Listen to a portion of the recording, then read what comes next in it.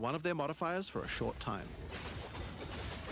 Specialize further into ritualistic sacrifice with As the Whispers Demand, which allows you to perform that skill on yourself instead of a corpse. Cut your own hand, sacrificing some of your own blood to empower yourself. The Amazon Ascension is for those looking to hunt more than just beasts. Trained as an elite guard to the most important Asmeri elders, the Amazon will use more traditional fighting techniques mastered to perfection. The Predatory Instinct skill will cause you to reveal weaknesses in the defenses of rare and unique enemies, causing you to deal more damage.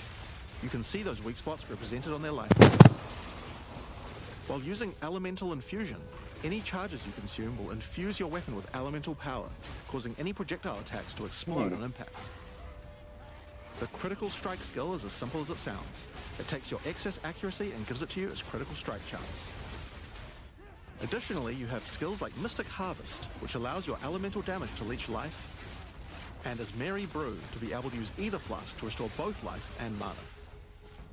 So those are the two new ascendancies for the Huntress, but those are not the only ascendancies in Dawn of the Hunt. We've added a new ascension class for 3 of the other existing classes too. First up, for our warriors out there, we have the Smith of Kitava. The warrior is a blacksmith in origin, taught by his father Renly. With this ascension, you can take your smithing skills to new heights by embracing power from the insatiable one himself, Kitava. Smiths of Kitava are master blacksmiths and have the ability to forge their weapon, quite literally. Using the Against the Anvil notable skill, you can enhance your weapon with fiery destruction before any battle. After doing so, your attacks will release explosions on hit for maximum devastation. But for how long? You can also that sounds use the power of annoying as Kitava shit. to summon an animated copy of your weapon to fight alongside you. A great blacksmith can do more than just forging their weapon though. Their armor can be enhanced too. Now you might think this ascendancy class tree looks a little abnormal, and you're right. There's a lot of notable skills all disconnected at the bottom there. By taking this point here, which is free to assign, your character is unable to equip body armors with mods of any kind. So your body armor must be normal. Sounds like a downside, right? Except now in true blacksmith fashion, you get to craft your own body armor by taking those disconnected notables with your points.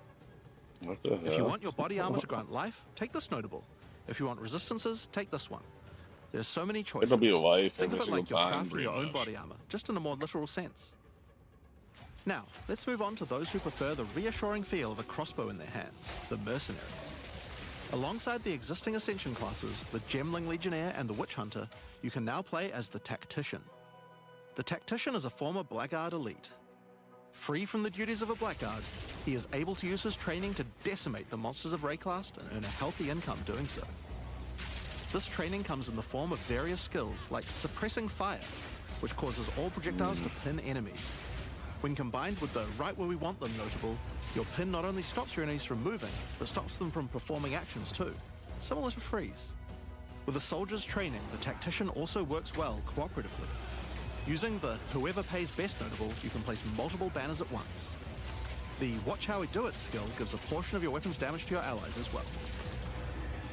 But if that isn't enough, you can also command your army of off-screen archers to unleash hell and carpet an entire area with arrows. Oh, that's pretty cool. Finally, Witch players will be able Depends to on join how their good it legions is. by becoming undead themselves.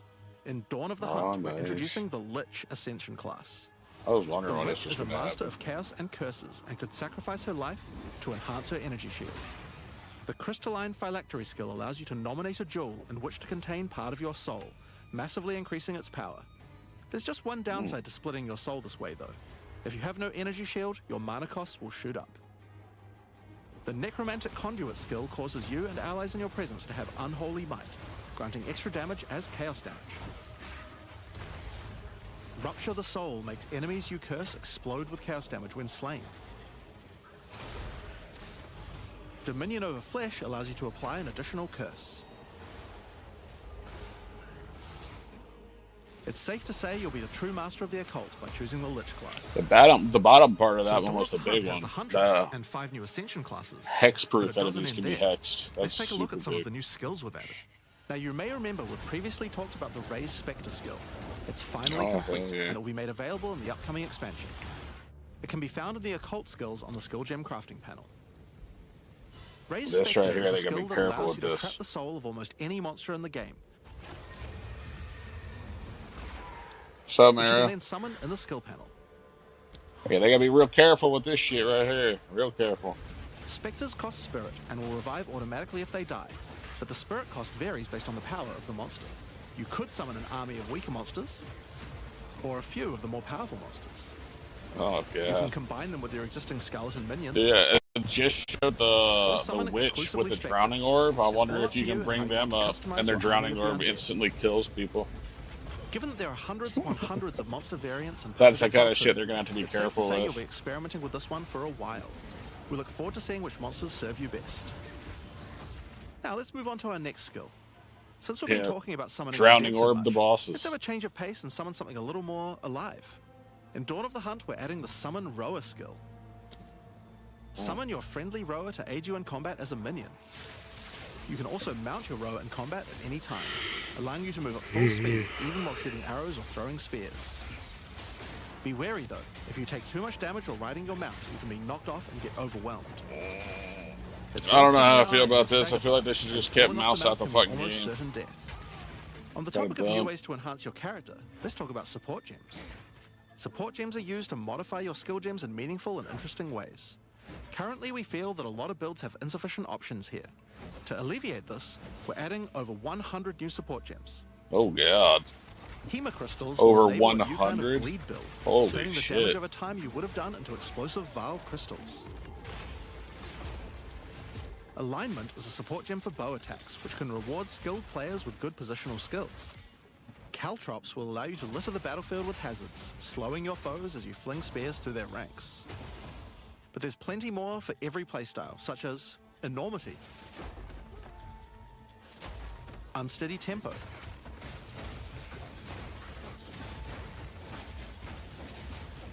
profanity,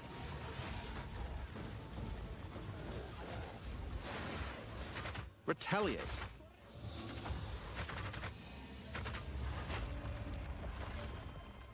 syzygy. Yep, that's a real word. And many more. Damn. Now, we've talked about a new class, This is gonna be new ascendancy intense. classes, new skills, and new support gems. But let's not forget about the core of a true action RPG, the items. To start with, let's talk about uniques. We're adding over 100 new unique items. Jesus. This time, we've made sure to add uniques with a focus on mid and end-game tiers to make sure there are more exciting items to find for higher-level characters. Let's look at some examples.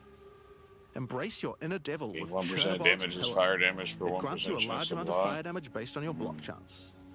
Gas The Coming resist. Calamity allows you to become a true master of the elements, shit, okay. granting you all 3 Elemental Herald skills without costing any spirit. At the same time, it penalizes enemy resistances. That bottom part's huge. Enemies in your Waste presence Gate have is an a belt elemental useful resist. for builds using a single resource like Blood Magic or Archmage builds. With this belt, you can use Oh, 2 yeah, life that's huge. flasks That's or big. 2 mana flasks. It's up to you. Now, we could go through these all day, but we'll leave most of them for you to discover. Suffice to say, though, we want there to be way more cool Some things cool to find. looking ones. Over time, our goal is to add a unique to every single base item type at a minimum, so that you can chance any base in the game. Now, given that we have the Huntress, we have a set of unique spears from early game all the way through the end game as well. One example is Scyther's Spear, which combines bleed and fire in a powerful way. They're gonna It need to allows your change ignites to be Ignite. The activated, Ignite's dealing too garbage substantially right more now. damage. We're also introducing a suite of unique bucklers with some interesting parry mechanics. Kalgyra's Arc, for example, allows you to parry projectiles from any distance. And we're also adding our first unique charms. Bayra's Yeah, I Ambush was will not curious only when this protect you was from gonna happen. Ignite, but will also emit a devastating fire nova whenever you do get ignited. In sum, there's just a ton of new uniques to find. We can't wait to see the weird and broken builds that come out of it. Now, we also want to talk about crafting options. In each major update during early access, we'll be continuing to add and improve the options here. We have various new crafting tools that have been added as rewards to many of the different types of new content that we're adding. But for now, I just want to mention the changes to runes. Runes add commonly available mods, but Well, since they only have one 3 tier, tiers. flat damage mods tend to get outclassed by in-game. So we've changed runes to have multiple tiers, allowing you to get higher Oh tier mods than god, before. they're gonna need to give us a Our fucking plan is to rune significantly tab. expand the number of more specialized mods for crafting using socketables as we add new content over time. And the first new set of those comes from what we're talking about next. In Dawn of the Hunt, we're adding Asmarian Wisps, which can be found throughout both the campaign and the endgame. The Asmeri spirit has made itself present in Rayclast, and it appears to be trying to warn, or maybe prepare us for the coming darkness. You will first encounter a manifestation of it in the Grellwood in Act 1, where you'll meet Delwyn, an Asmeri hunter who is trying to find out what exactly is causing the spirit to behave this way. As you approach the wisp, it will flee, leading you past monsters. Any monsters it comes into contact with are infused by it, making them more powerful. Each spirit is associated with a specific revered animal within Asmeri culture. This one is a wisp of the Great Bear, and grants enemies extra life and stun. The wisp moves faster the closer you are, and as you move away, they slow down to wait for you. But if you get too far away for too long, they'll dissipate and return to the woods. As you continue to chase the wisp, it will find and possess a rare or unique monster, granting it a new powerful ability. Because this was a wisp of the Great Bear, this monster now also has increased life and stun. But on top of that, it will periodically summon a large spectral bear that slams with wild fury. If you're able to defeat this foe, you will be rewarded. For each monster that was infused and killed along the way, the rewards will be increased. Each wisp has its own mechanics. The Wisp of the Winter Owl is a primal wisp that causes enemies to deal extra cold damage, gain energy shield, and release wind vortices on death.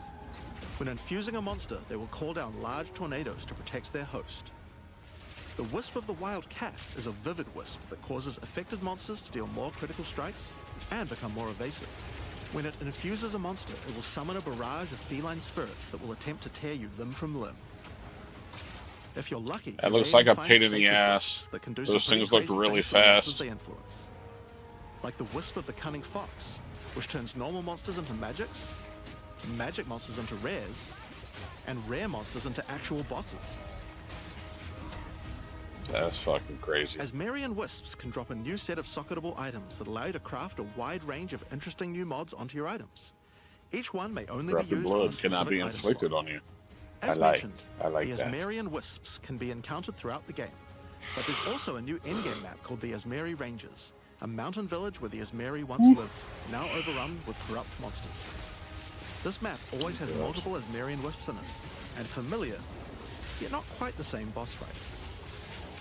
Asmerian wisps can also be further modified by the in-game Atlas tree as well, and by tablets.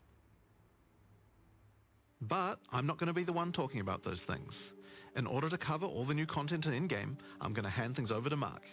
Hi, I'm Mark Roberts, Game Director on Path of Exile 2. There's a ton to talk about with the in-game today, so let's dig right in. Path of Exile 2's early access began with a brand new in-game, and it was clear that it needed a lot of work. After absorbing your feedback, we're ready to make some epic changes. The first thing is, we just need a lot more content. In Dawn of the Hunt, we have made sure to focus on increasing the sheer number of interesting and different encounters you will randomly stumble into as you explore the endgame. And the second goal is to smoothen the progression through maps and reduce the amount of annoying busy work. To start with, let's talk about the new interesting stuff to find. Well, the most obvious thing to add are new maps. As well as the Asmeri Ranges that Jonathan mentioned earlier, Dawn of the Hunt also contains 7 other new maps, all with their own custom encounters. Let's start with this one. The Feral Megaliths map starts off in the wild Ezomite forests. As you progress through the forest, you will find mysterious rune-carved stones that, when touched, surge with energy. After activating all the stones, you can find a grand henge, where all the energy is coalescing. You can then start an encounter. The area darkens, a storm moves in, and a concentration of energy summons a dangerous boss. You must fight and defeat the boss to get its rewards. Once you have defeated it, summon another. And another. And another. And another. You have 10 total waves of boss fights which get incrementally more difficult. If you manage to defeat them, you get full boss rewards, but also opportunities to get new runes. These can only be obtained from this map. The Fractured Lake contains a surreal waterscape with fractured mirror-like objects. As you move around the map, the terrain itself elevates from below, creating the ground you walk on. In this unique map, all the rare monsters are mirrored, so you're always fighting 2 of the same rare at the same time, which can prove quite difficult. If you manage to overcome that challenge and make it to the end of the map, you'll be presented with a broken mirror. a powerful altar-like object that contains an item within it. Oh, God. The item contained within is a new base type, either an amulet or a ring, that can be crafted to have additional prefixes or suffixes at the cost these of are the the other. things that are going to The be last the unique map crazy we'll show end-game today is one items. based around the essence mechanic. You enter a 5-letter crystalline divine cavern, necklaces, and you will mirror find a powerful necklaces. map boss imprisoned in the center. It is surrounded by many rare monsters, also imprisoned in essences. By freeing and defeating the rare monsters, the essence they held will be upgraded to a greater essence, and be added to the imprisoned map boss. How brave are you? How many God. essences will you add to the boss? Overdo it, and you might lose everything. Underdo it, and you might regret it. It's your choice. Speaking of essences, alongside visual improvements, you're now able to apply Varlorbs to corrupt the essences, with a range of unpredictable outcomes. It could increase the number of essences, re-roll all the essences to the same type, or even upgrade the essences to greater essences. What if they're already Too bad greater essences suck ass. Well, it can upgrade those too. What's we have that? 4 new corrupted essences. Essence of Essence of Hysteria, Insanity. Delirium, Horror, and Insanity.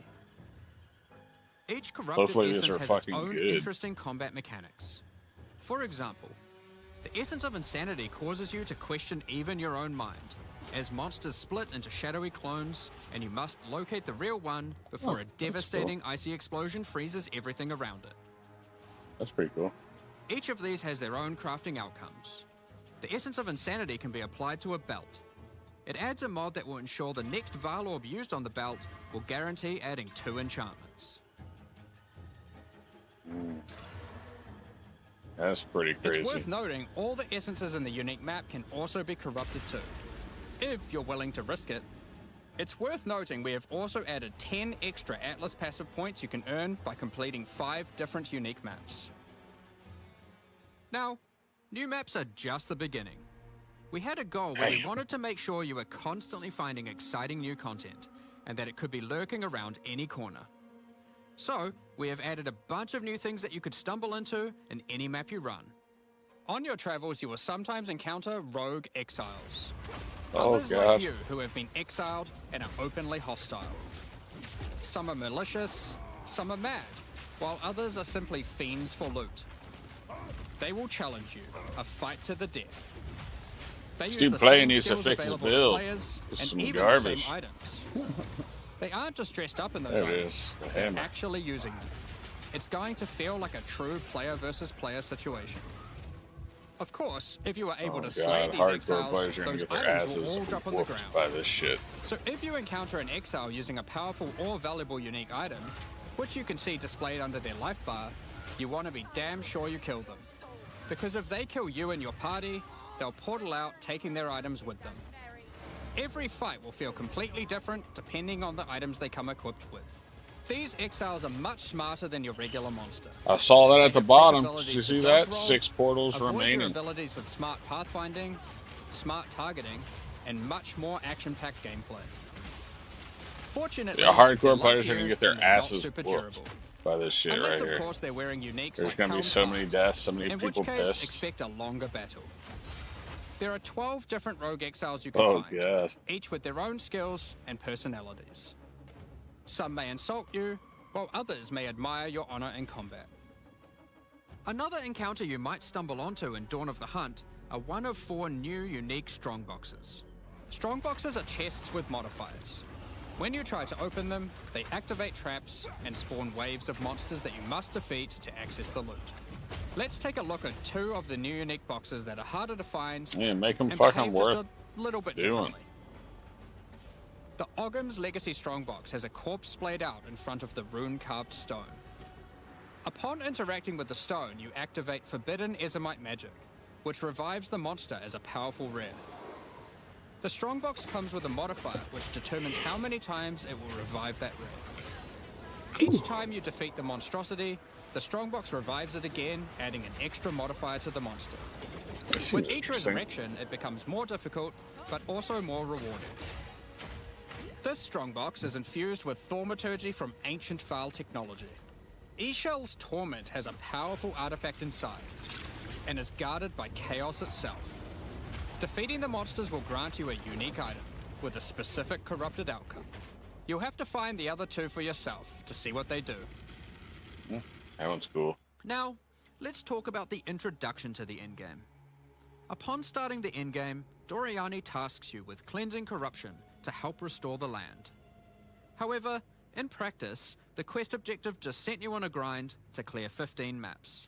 We wanted to make the quest to unlock your Atlas passives much more interesting. Now, Doriani is tasking you with a more specific that's cool objective. On the Atlas, you will find areas of corruption caused by the beast. In the center of each one, you will find a corrupted nexus, the source of the affliction. In the areas leading up to the nexus, you will notice that corruption spills out from slain enemies and amalgamates into powerful monsters. Corrupted maps existed on the Atlas before, but we've done significant work on improving these monsters. We've also done a full pass on the modifiers on these maps to make them more interesting and more rewarding. Once you reach the Nexus, you'll have a new task: cleanse the source of corruption. When you defeat the last rare in those maps, they will spawn one of 3 terrifying bosses, amalgamations of corruption itself. After defeating that boss, Doriani will come and cleanse the corruption for good. As the remains of the boss are purged of corruption, it coalesces into raw crystallized power, which you can use to gain points for your Atlas passive skill tree. The upgrade system that allows you to add and enhance content in your maps. We didn't stop there though. When you complete a corrupted nexus, all of the remaining surrounding corrupted maps will become cleansed maps. Cleansed maps also have new monsters, a new boss, and their own set of modifiers and rewards, including finding fracturing orbs by slaying cleansed enemies. These orbs can be used in crafting on a rare item to cause one of its modifiers to become fractured. A fractured modifier is one that cannot be modified by any means. There's the craft. You are able to freely modify the item, ensuring the fractured modifier will never change. If you get the right item with the right mod, it can prove to be a very powerful crafting base indeed. You must now choose. Do you complete all the corrupted maps? Yeah, this is looking good. Or maybe you beeline to the Nexus, complete it, and do all the remaining maps cleansed. Both have rewards to entice you and challenges to assess. Now how about let's have a removing, talk about towers. killing all the rares and shit? One thing we've had a lot of feedback on is the busy work around running towers and managing your tablets.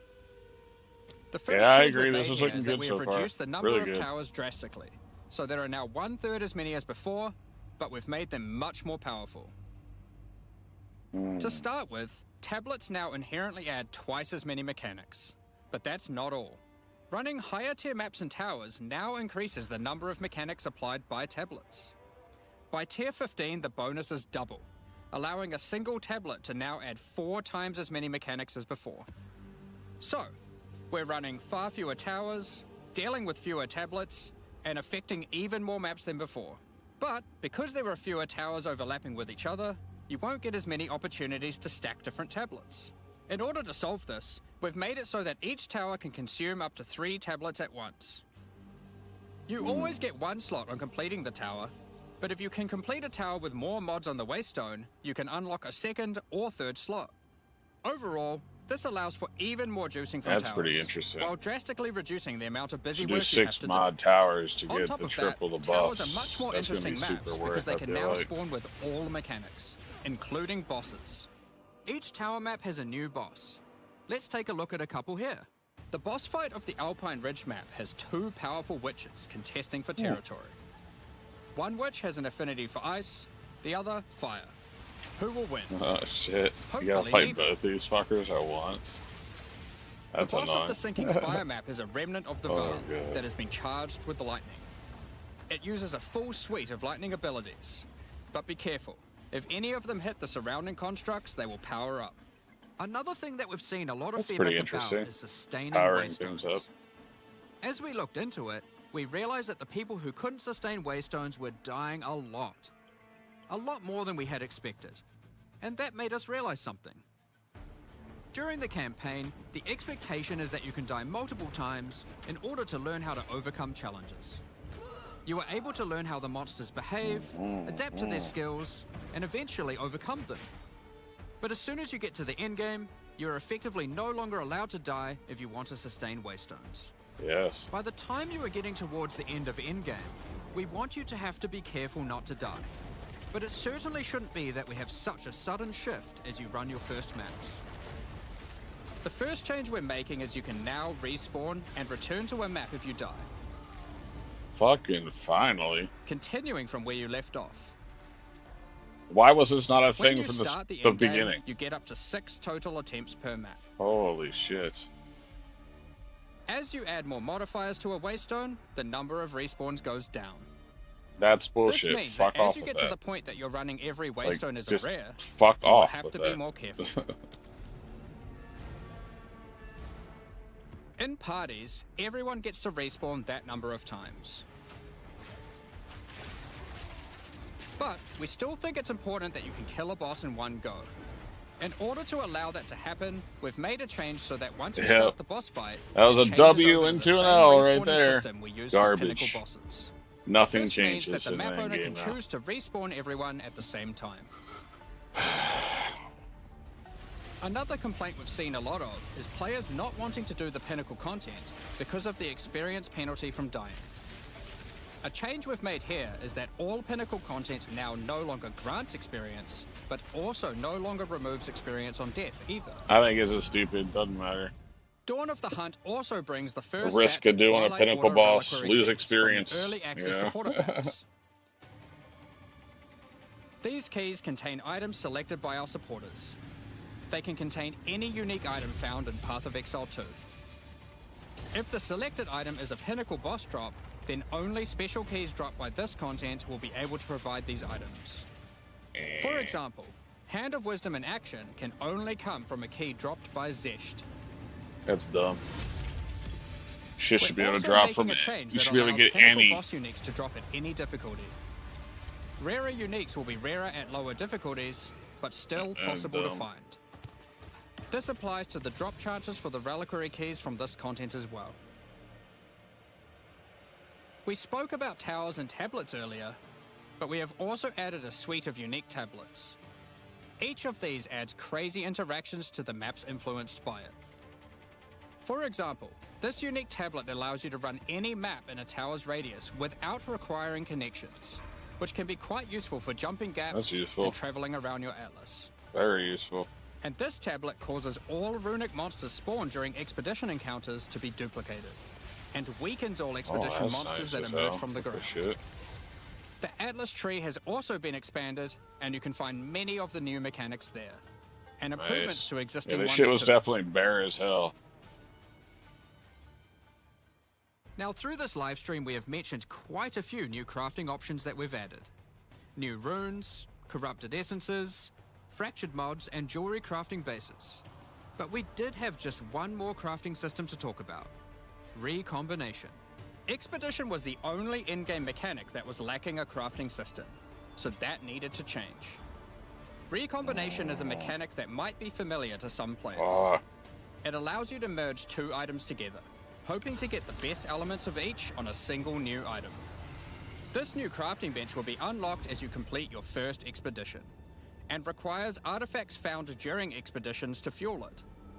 The rarer the mods on the item you are combining, the more expensive the cost. Kinda. It makes up didn't all the originate major from in-game Settlers. changes It we're was. talking It about came out a today. long time ago from With all some the system league changes and new before I started content, playing, we but can't wait it to get in there, came start back out blasting again maps, for and the obliterating monsters. Settlers League. There's one more thing we wanted to clarify before we move on, which is that all the content we've talked about today will be made available in the existing early access leagues, so you can play your existing characters.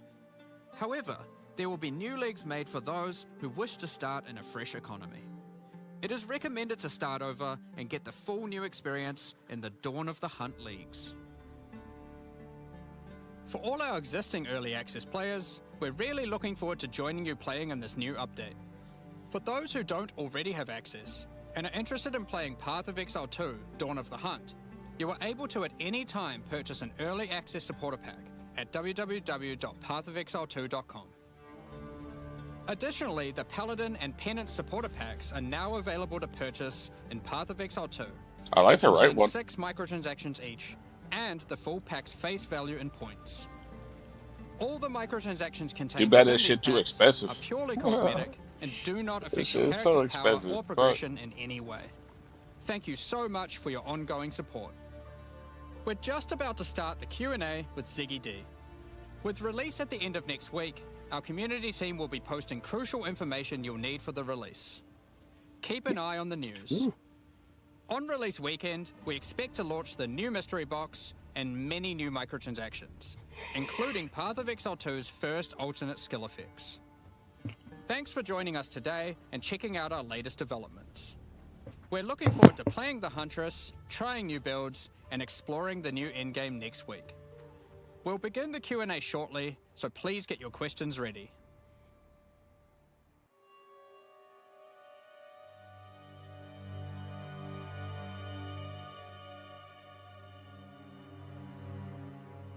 Oh, damn, man. Everything so far seems really cool. The portal thing, they dropped the ball on that. Like, what is their deal with that shit, man? Just let us always have 6 portals. Ah! I feel like I hear someone talking. Turn your ass up.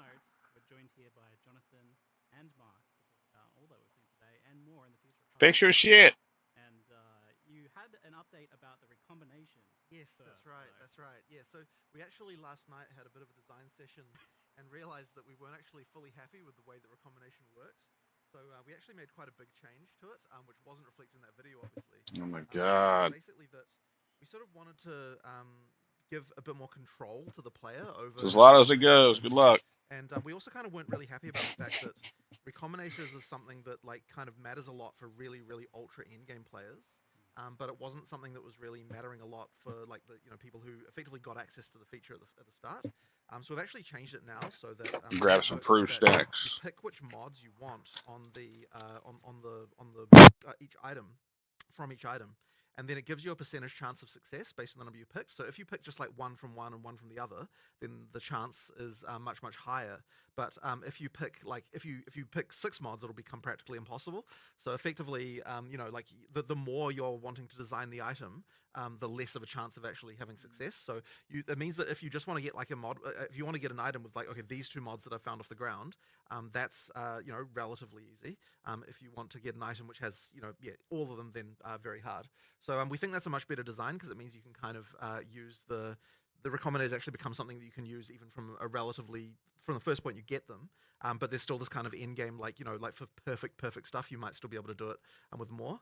It is kind of balanced though, so that like if you pick literally all 6, then it's going to be like incredibly low to the point of like don't even try that. But like 4 mods might be a good thing to sort of be striving for, that kind of thing, and then exalt the other 2, that kind of stuff. So yeah, that's kind of the new design of that. So hopefully that'll be in by the time 0-2 comes out. We've kind of got a plan for doing that. Yeah, like I think it's a much better design than what we had before for recombinators.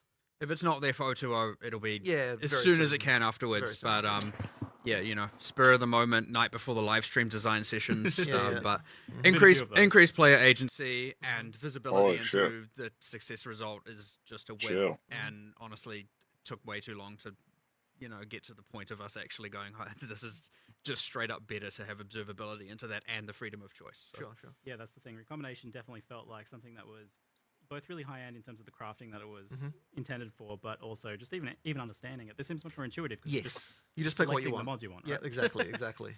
So it does sound like it's a little bit of a nerf for the very high end of crafting, though. Like, It might end up being, but I'm not like it sort of depends on how the numbers come out. Like because we only just designed this, we need to still work out like exactly how the numbers end up looking. But I mean, look, we have to make sure. Obviously, whenever we're designing any crafting system, we have to be really sure that we're not like screwing over finding stuff on the ground. So you have to sort of have that balance.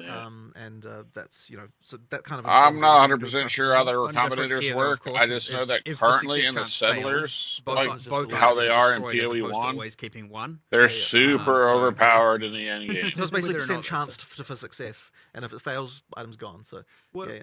roughly, what do you think you try to pitch just choosing 2 mods at? Like, It depends on what mods you're selecting, but I'm kind of thinking kind of like 35%-ish kind of thing for like 2 normal mods, that kind of thing. For them both Like to for them go both, over? yeah, for them both. For if you pick 2, Yeah. and then but we'll It see. kind of depends. Again, It kind of depends. We'll see how we have higher, to do higher some tier mathing. mods are rare, and Yeah, exactly. So it sort of it depends on the also situation. the other thing is it's going to now have a fixed cost, so it's not gonna Yeah. you know And the idea is go like, up based on yeah, and the idea is like doing a single expedition should be enough to do a recombination.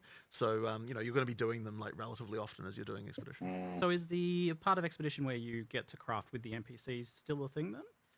Now that you're adding this? Yeah, I mean, you've still got that whole mechanic, and like, so it's competing for the artifacts. Yeah.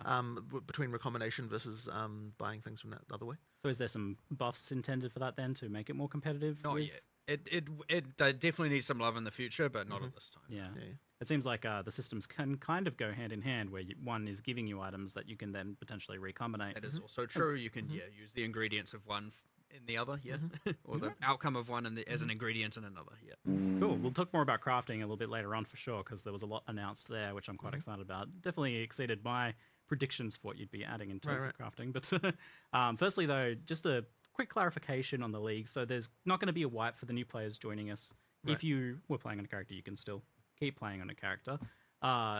But a lot of long-term Path of Exile players know the importance Yeah, of right. All of them are. playing It's just on a fresh start. And that's also Right, really important for you guys. the as dude well. on the Sure, left. yeah. I guess basically, he's if we don't Ziggy have, like, D any or whatever. character that's He's like, using the other leg. come from before, you're just not gonna like, because the balance is so different and because so many things have changed. There's like no point in even listening to feedback for someone who's playing in the old league. Like, it really has to be that you're doing the fresh start, and we're sort of seeing how things go in the new economy. So like, we were really sort of, it was kind of an interesting decision about whether or not we should make it so that all the content is exclusive, or rather, like, what amount of content would be exclusive to the league versus not. And the issue that we had is that, so I mean, like, a league means something in Path of Exile. In order for something to rise to the level of a league, it needs like a certain amount of features. And That's so weird. You can't see the my original mouse. thing we were thinking about doing that way would be the Asmeri Wisps, but there wasn't quite like the kind of like meta mechanics and stuff with that. So like, we didn't quite rise to the levels. Like, we kind of Maybe it's something they agreed on ahead of time. Should we Like, make it that's really exclusive or not? fucked We with sort of people. decided, you know what, for Just this all one, set we're the not same going way to. with the same. And then what we'll probably try and do The is same for the way next, we have our hands, for too. the next league that we do, we'll actually make it a proper challenge league with like its own exclusive mechanic and so on. But yeah, it's a little bit funny because like in early access is a bit of a different situation, different, and so yeah, we'll sort of see how this goes anyway. But certainly I would encourage everyone just like start again on a new character. And I think you'll have a much better time because obviously if that's there's true. structural changes to the That's passive tree, true. it's like if you log in with your character, you're going to have like your tree's going to get reset. You have to do stuff. There's things like that are going to happen. Probably don't even realize it. And also just balance changes, right? Like huge numbers of them. So you're going to have a better time playing from the start. That's it.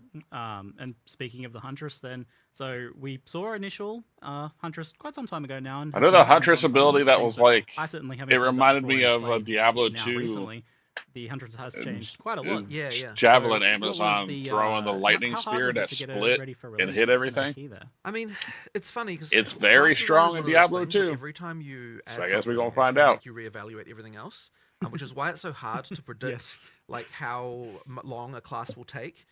So like, it changed a lot since the last time we had we were showing Huntress. And honestly, like, it's like, while there are some skills that you'll still see, like, it just plays completely different.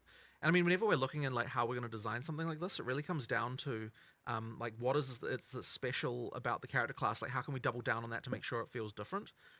So with the Huntress, you've obviously got spears as a base type. The key difference between a spear and any other weapon type is that you can both use them at melee and you can also use them at range. You can throw them. And so because of that, we really were just really trying to incentivize everything possible so that you use both of those things. And action RPG players. I hope they don't make it a pain in the ass with generally quantity, speaking, the balance can often be such that where your weapon will you only break really if wanna you do throw one it too thing many and do that one times, thing and well. then you So can't trying do to anything with incentivize it. You the gotta kind go of back and ranged repair it. melee is That quite- shit gets quite a thing. old. And I mean, the way we do it effectively is try to make sure that like there are combo chains, Like running where, out of arrows. a ranged thing can combo with something that's melee, and a melee thing can combo with something that's ranged, and then also give you good abilities to move between the two states. And so that kind of means that you end up with a very like agile character, like you're constantly moving like backwards and forwards and kind of moving around. And I would say that like given that it's the Dex character, that it's good that it feels that way. That it feels the most agile of all of the melee character classes. So you know, that's been a really good one. But you know, I mean, look, there are. In terms of changes, I mean, look, there are just changes all the time. Like the frenzy charge thing was like relatively late in development. Like there's like quite a lot of things going on that just meant that, you know, the field kept on evolving. And another big one, of course, was parry, which I honestly was very skeptical of working. And Mark, Mark was the one who saved it. Honestly, like I was like, switch the what? camera It was over like to him 3 when times he's I think where I was rubbing like, his you know what, I eye. don't think it's gonna work. That asshole And then you were cameraman. like, okay, I think you know, we're gonna save Fucking this. Give me the a people week. control the exactly. cameras. And it works completely differently for most games, because in most games, obviously, with parrying, the way that works is that, you know, you have to time like to push the block button at exactly the right time, but that's just something that just wouldn't work in our combat system, because Hell no, it wouldn't work. you know, you're often You're packs of always monsters. getting It's just hit. like you don't really have the ability to read combat in that way in our game, and at the same time we need to make something where there's going to be, like, you know, if a single monster in a pack hits you, you need to be able to respond to that with something that's going to you know, you need to be able to respond in a way where you don't just then immediately get hit by a bunch of other stuff. Yes. So having it so that the parry, like it always parries, but it's then taking advantage of what the parry does to the monster by following up with something that's going to give you, like, you know, an explosion or something like that to kind of deal with the pack. That's something that sort of allows that counter gameplay to work in our game. So you've kind of got 2 primary parry follow-ups. You've got the frenzy charge one, which dashes back, which means that, you know, you don't have to worry about the monsters hitting you. And then you've also got the one that there's another one which I don't believe we showed there, which you know, called Fangs of Frost, which does a counter where you attack with ice, which freezes the pack. So it's another way to kind of... So in both cases, you've kind of got something that's kind of dealing with the fact that you've got all these monsters around you. And that was kind of the biggest challenge. I think, parry, that we had freeze with the that. pack, Herald of Ice, blows them all Yeah, up. I'll also Whole make screen goes a a support gem. I boom. found that you can attach to any attack that allows you to follow up parry to generate a frenzy charge too, so it doesn't even have to be the backflip. Yeah, You in can that case. Yeah, I mean, there's other... create your own parry. Yep, and then of course there's always Sniper's Mark, you know, and there's like there's a skill that does give you a guaranteed crit, so that's a potential option as well. Like you've got a few different ways to generate them. Because parry guarantees a light stun. Yeah. You always get that small window to actually engage or do a thing before before you're under danger again. And I'll tell you this, like, I am one of those players who never parry, right? In any game ever, because I can never do it. It's always just so frustrating. So I was very skeptical of that, but it feels really good. You've both managed to make it something that's easy to do, because you can just hold the button down and parry at any time. There's no skill involved in that. But at the same time, you've incentivized making it so that you do want to still try and time it as best you can personally. By, well, how have you done that? How have you made it so that, like, you actually still want to kind of play it skillfully? Well, I mean, ultimately, you know, anytime you're holding down the parry button is when you're not attacking, right? So you still want to kind of minimize the window, but at the same time, like, the timing is just not, like, you know, not as bad. But the nice thing as well is that, like, once you do successfully parry, it's very obvious. You get the sound, you get the, like, the token on the monster. It's very chunky. Yeah. So you know, it means it's very obvious when you're supposed to counterattack. So yeah, I'm very happy with that. I think that it came out really well. And honestly, one of the funny things about it is that it immediately made me realize, like, how bad shields are in comparison, which is why we're also trying to ninja in a change to how shields work at the last minute, which we'll see if it makes it into 020. I was playing around with it last night. This was 8 p.m. last night. Yeah, 8 p.m. last night, exactly. I was messing with this. Yeah, messing around with it. And so, you know, I won't talk too much about how that's going to work, but effectively we want to make shields, you know, the shields better as well, and kind of build something into those to make them more interesting. Yeah. So yeah, that's the plan there. We'll see if it makes it for 020. Yeah, following that kind of similar design space idea of being able to do a bit more with it. Yeah, and then 100%. that feed into other skills and things like that as well. 100%. There's a lot of room there to play with. Yeah. So we talked about Huntress being very, very combo heavy, and she has the deepest combo chains out of anyone so far, even exceeding, like, things you can do with Monk. You've got 3 or 4 different skills deep of things you can start to synergize together. So how do you balance? How do you make that fun? Firstly, like, rather than, like, onerous, for example. Well, I mean, I guess there's a few things. Like, one of them is it just has to be very readable and understandable when, like, you know, like what you can do and when you can do it. And I think the other thing that's really to our advantage here is reusing skills in multiple ways, so you don't need, so you can make a deeper combo chain without requiring you to be using as many skills in order to do it. So the way that Whirling Slash and Tornadoes interact with ground effects and kind of like all that stuff sort of means that, you know, you're using Whirling Slash multiple times as part of the same combo chain. And that's an idea, I think, that I'd like to try and explore more, because I think that it is a cool way to kind of extend the combo chain, yeah, as I said, without sort of getting too many things involved, and that makes it a lot cooler. So yeah, I'll think a bit more about, you know, how we can apply that to other classes and other skills, but yeah, it's worked out really well here. Yeah, it's a bit of like a loose create your own combo system in a way. Like obviously there's intended combos, but because it's interacting with something that's fundamental like ground effects, you're able to combo with anything that creates a ground effect. And there's a lot of different ways you can do that. Like I added shocked ground to the backflip skill, or I got a companion pet that had a shocked ground aura. Nice. As like, so that was just there and that was available all the time. I mean, it's funny as well because it also works on just enemy ground effects, and so sometimes you can just get a damage boost because the rare just happened to be dropping ground fire or something. So that's kind of fun. Yeah. But it's been it's just a lot of fun to play. You know, the first time I ran into that was actually in the graveyard, where there's these like chests that like pop open with fire, and like I was using tornadoes, and then one of them just randomly turned into a fire tornado, and I'm like, oh, what happened there? Oh, yeah, sweet. It was just like a really cool moment where it just sort of interacted with the environment, which was really fun. It always feels like you're getting a little bit of something extra for free. That does sound pretty cool. Taking advantage of the enemy effects, or a boss fight that just has burning ground everywhere. It's like sweet. So how do you go about balancing though when you have a class that has deeper combos and kind of somewhat requires you to do a bit more versus a class or a skill or a build that is just bonk? I mean, you have to ultimately make the combos matter, right? Bonk. And I think actually that's one of those things Bonk. that we're trying to really focus on with the balance changes we're doing and Dawn of the Hunt more generally, is making sure that even, like, I think it's the case where some of the combo gameplay kind of degenerates a little bit by end game in a way that, like, I want to make sure it still feels rewarded. And so we were sort of doing various checks, you know, like... end game, people don't want to have to like, push as a 5 or example, 6 right? different So on fucking Mercenary, buttons we to found kill a that doing, screen. you know, but You're trying when to you get to speed in-game farm. doing, You're trying to chill armor break, and sorry, farm. what's it called? The armor piercing. Not sweat that your causes armor ass break, off the whole followed with high time. velocity rounds is just worse than just using high velocity rounds. And that's like really bad, right? Like we have to make sure that we're improving that Even stuff. So Quinn's it's like talked sometimes you about just it a get bunch these of things where, times, like, the and he's balance always by one of in-game those kind types of people degenerates in a that want to way always try to that sweat doesn't and support shit. the He's combo like, I anymore. want to get And my so we have to make sure character that when we're looking at to a buffing point things, that where we're it like feels making sure that when we're doing cozy it, it's to support farm. the fact that That's using more it. things is actually End game, a good thing. when you start to farm maps So and shit, yeah, we're you really want it trying to to be make sure that we're bringing cozy. some of that, You want it to get improving some of that chill, stuff where you can just as kind well as we're doing making the balance changes. farm, So you do you know, have, not like, a have to baseline there worry where, about like, the every really fucking simplest build monster should and be, what the they build could that just do. bonks? You, oops, I just I got mean, one you know, in shot. terms of There damage, goes in my terms of like what it character on does, you know, I mean, hardcore. You know? we always want I you guess be able to build that way, the but players have to do a combo. I mean, like, for no, people who don't want ultimately to. you never have You to. don't Right? want to But be it sort of having to what press it means 5 is damn that buttons to you know, do you are shit. sacrificing something. And look, the ideal situation is that, like, you don't Nobody feel like likes you have that. to do combos. You feel like you want to do combos, Yes. right? Like, because you feel rewarded for them. It's like should That's feel it. like a fun, like, oh, I can add this. You know, like it's the feeling you should be getting. Yeah. I think the Huntress is doing that very well. It must have been like extremely hard because I don't think I've ever seen this like ranged melee combo done well before. Right. Well, I mean, it does require a lot of discipline, and it means that a lot of skills like end up on the cutting room floor because you try them out and then you realize, well, if this is in the game, then that's the only thing I'm ever going to do. So you got to be really careful about that. Certainly playing the Huntress now makes me go back and look at the other classes and be like, we need to up that the level there, and we missed the mark a little bit now because this is better. And who's to say the next class won't even be better and make us question even this? But you know, but that's the way it is with class design. That's what he says when we like literally when you make a new class, you question everything. He's not understating the level of questioning everything.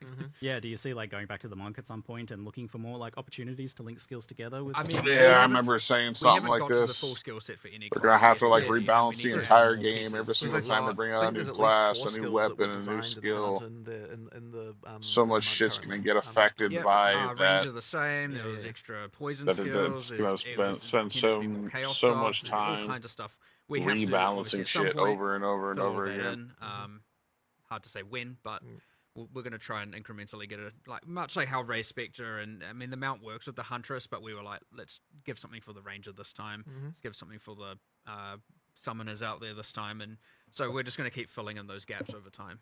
And it feels like you're getting better at class and skill design as you go too. So I imagine the last class you're going to release is going to be like amazing. You look back at the first ones and be like, ooh. Possibly. Well, that is the worry. But whatever. That But just look, that just means we've got another round of going through everything and improving Yeah. stuff again, right? So and that will never end. That's it. So with the parry came the kind of looking at the player getting stunned, in particular player heavy stun. So Yep. it's always hard to tell players like, hey, we're going to do something to you and it's going to be a bad thing. You're not going to like this. Well, the funny thing, Let's talk about why. there's a few things like that actually, because so I mean, for a start, like we needed the downside of parry to be like that. Yeah, you get stunned out of it. But then when we're looking at how long, like we're like, okay, right now, even and it's true with shield block as well. By the way, it's like if you get stunned out of that, the amount of time that you get stunned out for is actually not even enough time for most bosses to do a follow-up attack on you. And it's like, well, where's the downside if it doesn't even have enough time? So we did have to extend that out a little bit, and it makes you a little bit more careful. But in just to warn people, right? There's a few other things like we lowered what's it called, the I can't remember the name of that thing now. The thing that makes you more easy to be elemental statuses apply to you. Ailment threshold. That's right, ailment threshold. Yeah. So we lowered ailment threshold to actually make it so the player has those mechanics happen more to them, right? Because like right now through campaign, like you barely get frozen or burning or shocked, really, to be honest. So there's stuff like that we've had to do to kind of make sure that that, because if you don't have that stuff actually happen to you, then there's no point in mitigating it. And it's like things like charms were like not very useful because those mechanics weren't happening to you. There's stuff like that, right? The downsides do actually matter in order to make it so that that you then there's other things you can do to sort of bypass those downsides.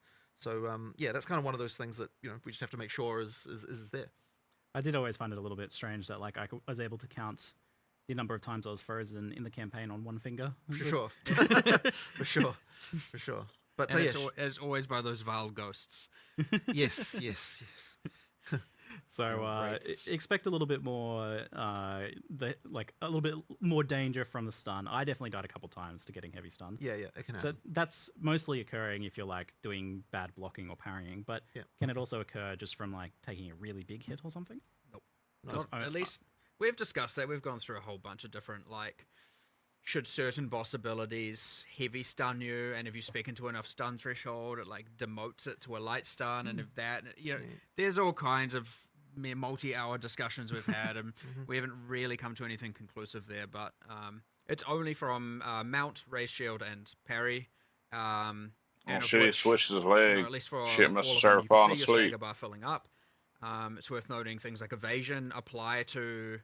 So when you're parrying, we turn off your evasion from taking damage because the block does, right? And otherwise you'd be like, I'm going to parry it. Oh, I evaded it. It didn't parry. Yeah. But you can evade the stagger build-up, so you don't take the damage anyway, just before anyone misunderstands that. The evasion still works. Yeah. So high evasion will mean you can parry for longer. There's a bunch of parry stuff on the tree, including damage affecting the debuff, the duration of the debuff, so you get to benefit for it longer. Reducing stagger is all over the place for both mount and so in the dex section of the tree. So yeah, you can mitigate. I mean, my expectation is probably you'll get some in-game builds that are just like I can parry forever and there's no real consequence. So not every skill can be parried, of course. It otherwise follows the slam rules. If it's a slam from above or below, you can't parry it. Much to your frustration for some things. I mean, there are a few things where I've got disagreements about what looks like it's parryable, but my hopeful there was when it's contentious, people would bring it up and would change it, right? Sure. So like, if it's on the line, it's meant to be blockable. Like, if it isn't clear, and there was no way with hundreds of monsters and many dozens of bosses that we weren't going to miss some things. So. So you mentioned this a little bit earlier, but action RPGs kind of naturally pull you towards one damage type, one skill, one specific thing, and optimizing as much as possible, because otherwise you're just... I don't know how they've build missed all the time. anything. Don't they have like I know a Suntress list has of every a bit of monster and everything. She's got ability bleach, and she's got all the everything elements, that's in the physical. game? The only thing she doesn't Just have is start the from chaos plus one the and poison go on the down tree the right entire there, so, list. how do you, Parry, like, no promote parry. this, Parry, no parry. like all of this different stuff together? Are you supposed Not to gonna miss only shit kind that of be way. relegated to using 2 or 3 skills, or are these supposed to come together? And how do you manage that? Well, there's a few things. So one of them is that we provide a lot of combos with the expectation that you'll probably be focusing around like a few specific things rather than necessarily using the whole tree. So like there's that. The other thing as well is just making sure that in the passive tree there's sort of options that go across both. So the Huntress's passive tree has quite a lot of things like extra melee damage if you've done a ranged attack recently, and then it's got things like bonuses against blinded enemies because while you're in a whirling slash, there's They're really trying to force that sort of stuff like that. melee We're trying to carefully range think do like both. how can we come up with something that's interesting and buffs everything that you might want to be doing. I don't really that like kind of forcing synergizes it. with the stuff that that Give that us the Huntress can do. But choice. it is honestly hard because like many categories of things only matter for one thing part of a combo, so it's just like trying to come up with categories that can somehow span all of them in different ways, and ideally we can achieve that, but yeah, it is pretty hard.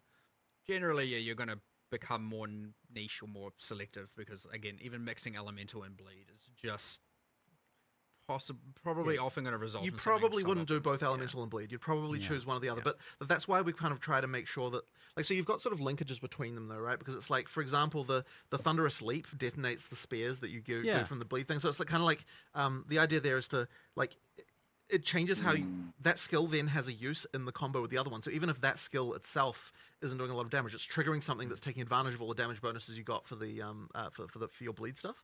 So that's kind of like the idea is just to link all that stuff in a bit so that you can use the non like directly synergistic things in a kind of more synergistic way. Yeah, that's if you didn't see that from the earlier trailer, or it's you spear them with a bunch of spears and then jump on them and explodes them for bleed. Amazing. So, but yeah, that's using an elemental skill like in another way as a detonator. But and even more, you've got weapon swaps as well. Yeah, of course. I mean, there's all those systems we already added about all that kind of stuff. So I mean, like, what will be interesting is whether or not we miss something cross-class, right? That's always a concern. Is someone will come up with some way to abuse something, between something that's going on in the spear skills with some other class that we failed to consider. Yeah, I mean, so that's it. When we look at a new class, we typically like call it like, oh, Huntress is spears, but kind of not really. It's a signature weapon, but absolutely nothing in the ascendancies prescribes spears. Exactly. So effectively, we take great pains to make sure that the ascendancies never mention weapon types. That there's like that they're always generalized. So, for example, the like infusion mechanic in the Amazon, it just says projectiles. It doesn't say spears, and the reason it does that is so that you could make an Amazon who is a a bow user, and that's all fine. So like it's effectively like Open-ended. It's open-ended, and honestly, like I know that Mark does like. It makes the constraint a lot harder for how to design an ascendancy class when you have to think about it that way, for sure. Oh, it'd be much easier to just put a bunch of cool spear stuff in there, but now only really. I mean, it was similar to the original PoE 1 Saboteur. It called out traps and mines, and so if you're a trap and mine character, what are you doing? Well, you could do something else, but no one else is playing that thing. It isn't. It is easier to design. It is certainly less flexible and open as to what people can play in the different combinations and all that. So yeah. How much do you have to consider the different weapons and the skills and how they interact together when you're originally designing them, or is there just literally so many possible combinations you're just like, the players will take care of that for us? I mean, I think it is relatively impossible to come up with everything, but certainly we have to consider, like, is this going to be broken with anything else in particular? And there just has to be certain rules for things about, like, how easy is it to apply this debuff, how easy it is to consume this debuff. And even then, it's like, we often make mistakes and have issues. I mean... When he says relatively impossible, it is actually impossible. Actually, But... I mean, That's just, relative. but even just looking at the balance pass we're doing at the moment, right? I mean, there's hundreds of things like that, that we still. I mean, there's things that we could never honestly understand all of the different broken things that could possibly exist, and so it's like it really does depend a lot on like on seeing reports on what people are doing on some level, right? Yeah, but that's then true. I think that what will happen over time is obviously, like, the game's still relatively new. We're still making relatively big changes. As long as there's no over gnarly time, fucking the dupes, balance, I think, like the will get to the point where Temporalis we no thing, longer have man, these, like, that just crazy completely outliers to destroyed the the whole same market. extent. It should mean that we get to some sort of relative class parity. By parity, what I mean is, like, people playing all the different classes rather than focusing only on a few as we get towards full release. Because right now it's obviously very skewed because there's certain broken things. So we just the balance over time we'll get there. It's one of the main goals and benefits of the early access is just like, let's get the balance of characters right. And this patch release was always going to have 1,000 problems, or probably 10,000 problems. The next one will have half that, the next one half that, and probably eventually it's going to be down to, like, here's only a few things going out of whack. There's always going to be something, because we add too much content for it to even be controlled.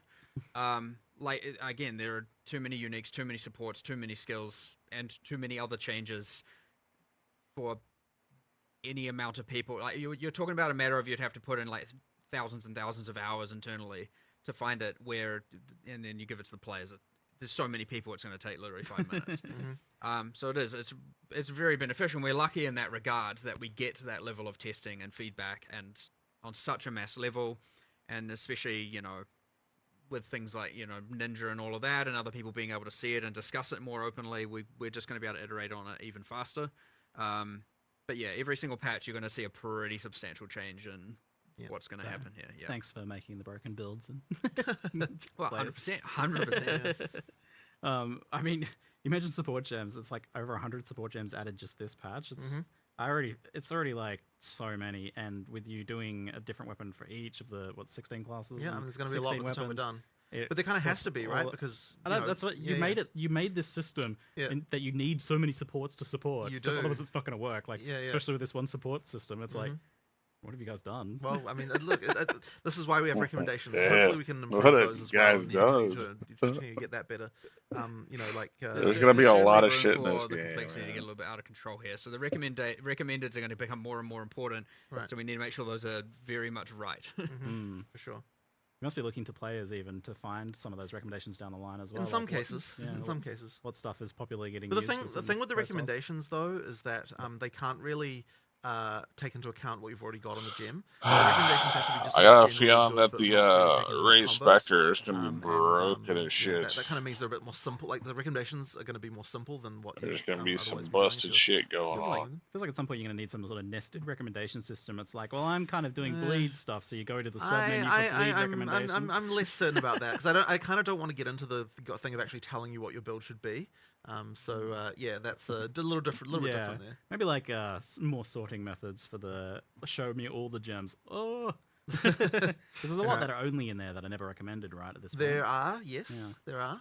It's going to be an interesting challenge you guys have set yourselves to make enough supports there. So another thing that you managed to challenge you set yourselves, and I always wonder, like, why did you do this to yourselves, was Spectres. So originally those were planned to be in for launch, but obviously Spectres are a whole can of worms. It's, hey, let's just give players access to every monster. Also, we've made so many new monsters. Yeah. We're talking about all the broken. There's going to be some broken in there, I promise you. And there's going to be some stuff we have to change. I mean, they've done, but I mean, effectively, what the time between early access and this was like, okay, let's actually attempt at least to do a balance pass of this and like see if there's anything that's going to be a problem and then adjust numbers accordingly. But now you've got to account all those support gems on all those monsters. Yes, well, this is an interesting thing, isn't it? The support gems work. The support gems work on them, and like, what the hell is that going to do? Like, it's impossible to completely know. But yeah, like, look, I mean, there's probably definitely some some dark secrets lying in what kind of Spectre mixed with support gems are going to do. And monsters have skills now. It's not like PoE1 where it's like just a bunch of zombies just doing default attack. It's like everything pretty much has a skill now at this point. So, but the great thing about it is we got to leverage all that work again for the beast taming as well. So and of course the difference there is that you also get the mods from the thing that you tamed. So that's going to be auras, ground effects. Yeah, exactly. Spawn death explosions. No, you've got a whole nother ruckus of potential interactions. So we'll see what happens there. We've done nice specific player versions of those things for which specifically when you tame the beast, so that they're not sitting there spamming skills in your hideout and all of that. Good. Yes. So, but also, like, there actually are player versions of the mods that Res can get, like, so that we can balance them if we need to. Yeah. Because some of that stuff would be ridiculous if you had it yourself. So basically, we still have it sort of work. It mostly works the same way, but there will just be numbers tweaked to the player versions, and the same works as well for the what do you call it? The ritual sacrifice. Headhunter, Headhunter and stuff like that. So player versions of the monster mods for that. Yeah, this new attention to these things is going to benefit like the pre-existing stuff like Headhunter and that as well. Yeah, that's insane. There's a new.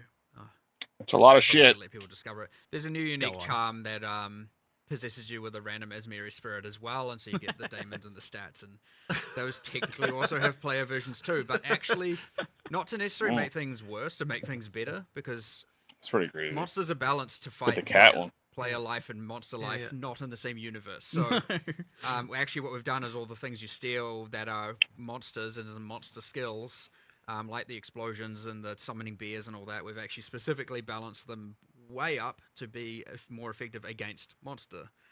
So when you steal them, they're much more powerful, actually. Just so they're not just tickling monsters and doing 1% of their life kind of thing. It was mentioned in chat, actually, the whole, like, Asmeri modifiers and things on stuff, that wouldn't transfer over with the companion system, surely? No. That would be a little bit too far, perhaps a bit unhinged. We actually had to, because this is certainly a benefit. Once you have tamed the beast, it is not tradable. And people might immediately be like, oh, so that's sad. Well, the issue is, and as much as you might want some of that, I'm sure you don't want to be carrying around a whole bunch of tame beasts in your inventory all the time. So that every single time you find a good rare, all of a sudden you have to go and... Because it would mean that finding a rare would become a thing. Yes, exactly. It's actually like this annoying, in order to make the most money, I have to be constantly thinking about and carrying around tame beasts. But then we also made it so that as soon as you activate a beast, then no one who comes into the instance after that is allowed to tame it. Can't do any, so you like, can't TFT it's like a whole, like, there's like a lot of thinking about that stuff in order to make it so that Dang. it's a sad thing to have lost, but it is like no, I'm not signing up I for didn't that. even think about that. The like needing for cheat sheets and guides exactly, and stuff, right. like, And so you which have to be beats really worth the careful. worth You have to be some so currency careful. this week. And the thing is like, it's like we design this thing and then think, oh, trading beasts is going to be fun, but then you realize that the horrific reality actually of what it will turn into. It's like, okay, well, Don't but wanna be at all least that we're bullshit. thinking about that kind of thing, like with more experience that we have now early, so that we don't We've sort of been run down into that those road problems. before. Exactly. Yes, we have. Yeah. I'm glad we've learned from past issues with that sort of trading. Yeah. Fantastic. So, talking about some of the other new skills, we had the addition of the rower, which was teased quite some time ago, I think. Yes. But you've got it in and working now, and it looks Yes. like it's moving around pretty good. Yes. And it's obviously... you've got like a big downside. If you get knocked off at heavy stun and stuff, you can't use melee from it, so it's for ranged attacks. Yeah. But it does seem like one of those things that it's going to be like everyone's going to use or no one's going to use because it's a clear speed machine. It is a concern. I mean, look, my ideal situation is that you're using it sometimes and not using it other times. Like, if you're using it like during clear, I think it will, like you will definitely want to. But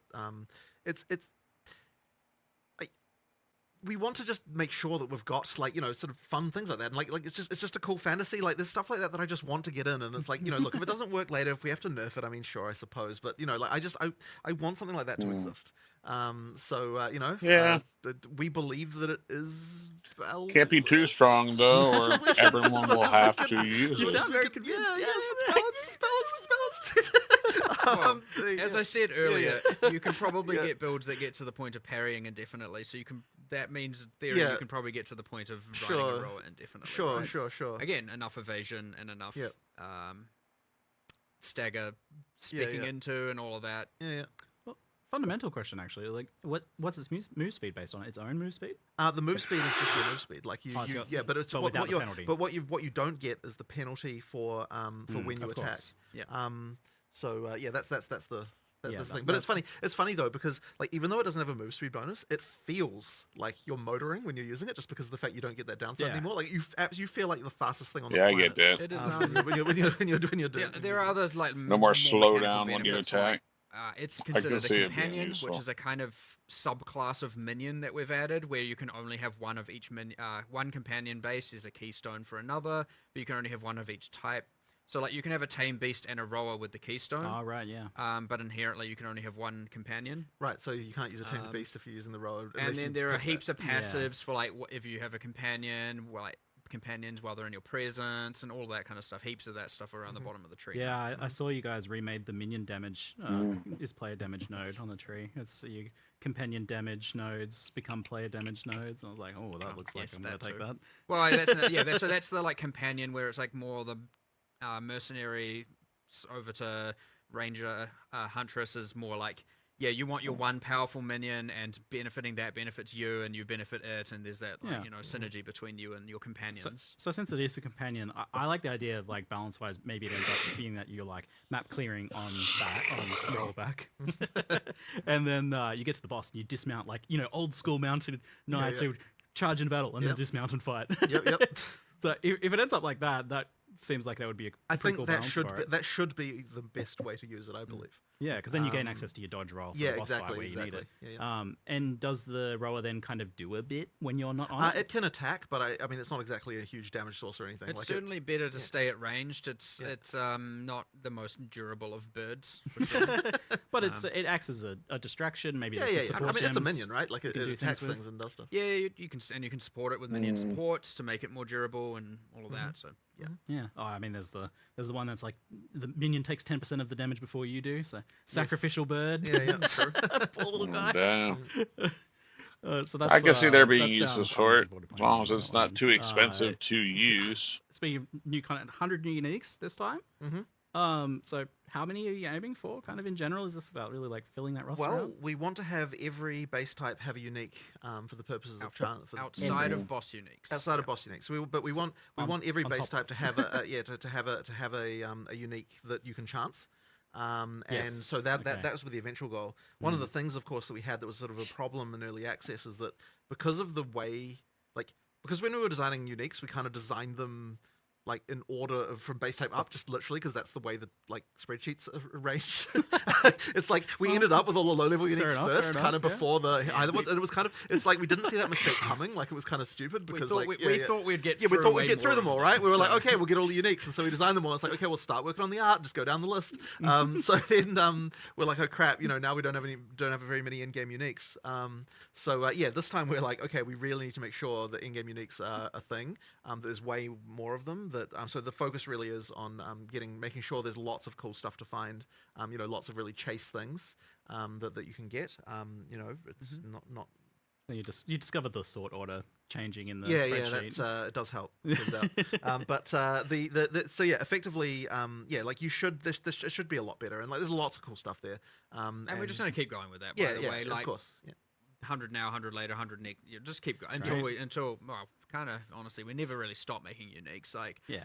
especially anyone familiar with Path Yeah, of Exile true. 1's history, is every single expansion since the dawn of time has had new uniques added to it. So, there's a lot there, and there's going to be a lot here eventually as well. So yeah. So then let's talk about the idea of like players seeing a unique and be like, 1x, that's not very good.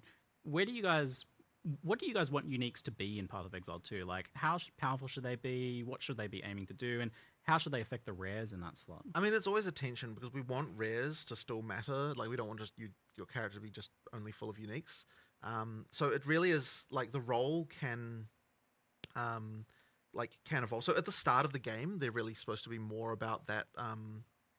So the earlier game uniques are supposed to do two things. One of them is when you find them, they should be powerful for a little while. Yeah. But then also they have a some kind of combo thing that you might be able to do with them at end game. But we don't always know exactly what that might be. Like, I mean, we've got sort of ideas, obviously, but it's like we don't necessarily design them to say, okay, this unique definitely has like an in-game build that's going to be actually strong to do with it. And that's because you're kind of putting in things where, later on some other mechanic might come along or something might happen, and then people find an interesting interaction, and that's when the unique kind of comes into its own. And I mean, that's the same as like Magic card design philosophy, that kind of stuff. You just put in like kind of weird stuff and sort of, maybe you find something. But obviously it can mean that like, when people see a new unique, they might they dismiss it. But then one day they might also be paying vast amounts for it if it becomes a meta build.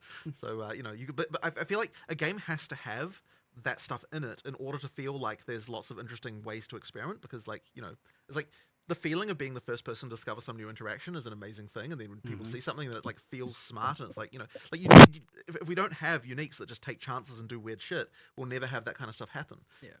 So when we're designing a unique, we don't think about what's the value going to be. Yeah. We're not even coming out of it going like, this is going to be really expensive or this is going to be really cheap. well, in some cases, Well, you yeah, knew what you were doing with that Herald unique.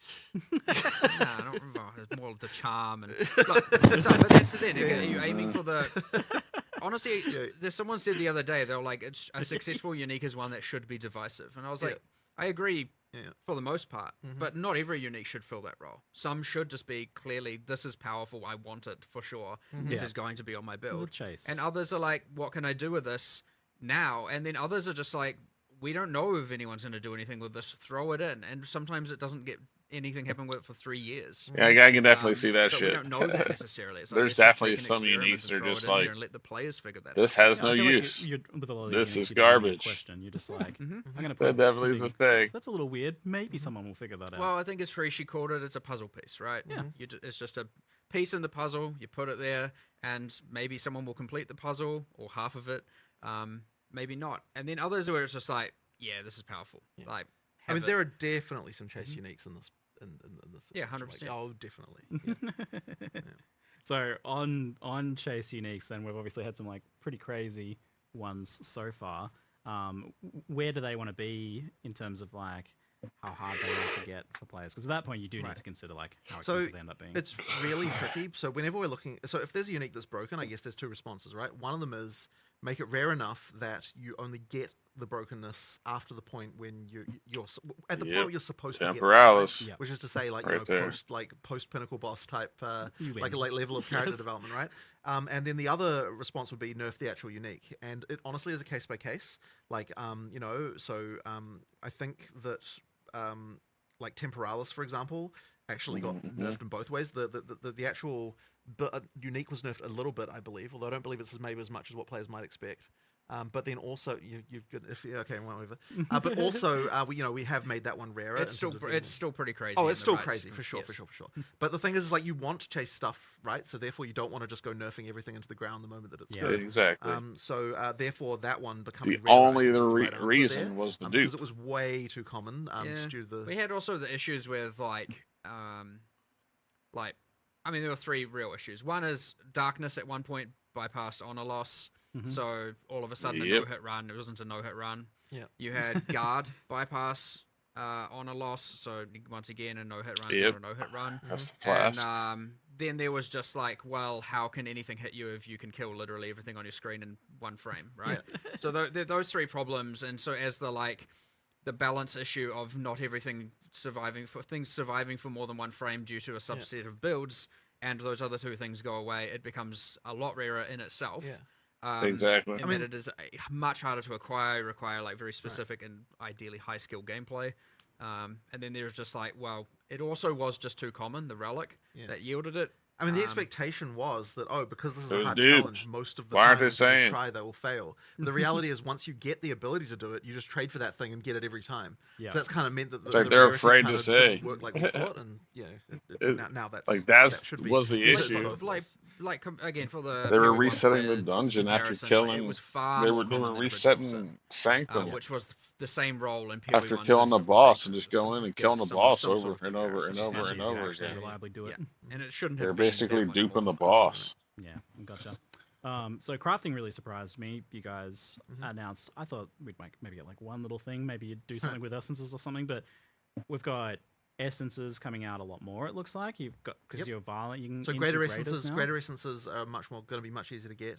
One thing we didn't mention in the video is that like omens are way more common because I believe you made the change. There's an omen in every. 2.5 times more common, I think. Yeah, than every Sweet. thing. So like you've got stuff like that. Like we certainly knew that we needed to do more with what crafting stuff, and so we're kind of like, well, let's just make sure we're at least adding 3 or 4 things, like new things to. And, Every ritual will now have at least one omen in the window. Amazing. So you can know upon finishing a ritual, you're like, what is the omen I'm going to get, and Yeah, hope it's a good one. And Love it. maybe most often it's not, but But yeah, the greater essences, obviously, the Varlorb thing makes it much more common. There's more sources of them with the map and everything like that. So that'll be happening more. And then, of course, there's the improvements to things like the runes. We've got higher level mods that you can get from them. There's like a ton more runes. There's like, we just wanted to expand the set and having the kind of like, the niche mods that you can get and craft onto things like it just needed more options. And it's sort of interesting because like some people say, oh, you don't have crafting in PoE2 because we don't have a crafting bench. But it's like we actually have a huge number of crafting options, and the crafting being good kind of comes down to like how many of these kind of weird systems are there and how they can interact. But we just have to be really careful because It's true. I need a you drink. don't want to get to the point where ground items no longer matter. Like and I think PoE1 kind of basically did get to that point for various reasons, where like people aren't caring about what's on the ground nearly as much. So we still want to make sure with every change we're making that they still use the ground stuff, that you're still excited for things on the ground, and so that's like a really careful balancing act because they do directly contravene each other. Like the better stuff you can craft, the less important the ground stuff is. So it's a really sort of subtle balancing act. But I think that the stuff we've added here will definitely push things in a way where you feel like there's more smart things that you can do to kind of improve your stuff. Yeah, well, I think done right, and what you're doing is making sure that the ground items do matter with each of these crafting systems. So you had that fundamental change where you can't just turn an item back into a white item. Exactly, and that's very important. One of the biggest ones, I think. And that kind of then unlocks the ability to do more. And so the great thing about the socketables as a crafting system is that they don't compromise the ground at all because they don't, they're on top of the stuff that you can get on the ground. So that's very good. But when it comes to the kind of the base mods, we do want to retain, that an item has. We do want to retain, for the most part, the kind of thing of like that part of the item generation is random. It's just that, it's just that on top of that, you get the more deterministic things that you can add in addition to. And then when you do it that way, it works really well. So socketables work really well as a crafting system for that reason. It's just unfortunate because you can't really reset an item. Talking to you, it's like you're always saying to me that like it's just, this rune system is our crafting. It didn't turn out well. Delete it. Right. So obviously there's like a branding. That's what it ends up turning into. It is funny because I was actually saying the other day that like if crafting we had on literally this had that like system that. identical, except that the way it was themed was that there's a crafting bench you go to Just and the crafting Exalt from mods on the slam. items. Basically, Which literally be functionally the same, I think, and required materials that are effectively the runes that you get. Then I feel like people would be thinking that we've got a crafting bench. But yeah, ultimately that is that the rune system, the socketables are what replaced the crafting bench in the PoE1 style crafting bench. And I guess it must have also been like with that initial kind of output of them was just not as many options as 100% as well. So that is the issue, and that's because they were relatively late in development. So now we're just sort of expanding that, and we'll continue to add more socketables probably with every release, right? Like we'll add more categories of them, or do different things. It's like expanding the kind of type of mods because there is a thing where it's the more like in the base mod pool for items, there can only be things that are really fundamental, and so anything that's kind of out there, we don't want to put in the base mod pool because then you end up with this sort of situation where you get items that have got random shit you don't care about. Like the crafting is where you want to have all of the kind of stuff that's like very build specific. Yeah. And so adding more mods to that pool so that you can do that is the right idea. Increase flight radius plus 2.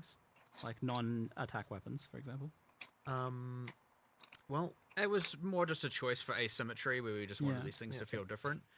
There was also just like a little bit of a like, in the future, we'll add some system where we can do something else there. And so just not having everything be completely identical. Much like how, the quality on those weapons works differently, where it affects the skill as opposed to just, base damage. I do think it is something that we should be probably looking into sooner rather than... It's good to have, like, not everything be super homogenous, but because we're talking about the importance of it being that extra layer of control over your items, which you just don't have if you're doing spellcaster. Oh, maybe we'll add an Arcanist's bench and theme it that way for those okay. ones. All right, you forced my hand. I have to bring this up now. Can we get some sort of, like, cohesive, all-in-one bench for disenchanting, salvaging, selling for gold, Arcanist benching at endgame? I get in the campaign having these things be separate, but like at endgame, it's so much clicky. You're not happy enough with them just being next to each other, putting them next to each other, and no. Right. Well, that's all right. I'll think about that one. Oh, no. I planted the seeds at least. Right. On my part. Right. There's ways. Max, there's ways. I like the sounds of that. Well, at least for endgame. Like, yeah, that's what I don't want the world to not feel like it makes sense. Absolutely. So, but having it that you can just like got your hideout where it would have to be a hideout related thing. Yeah. That makes sense. I mean, people are putting their NPCs within each other's personal space anyway, so the law goes out the window at that point. For sure.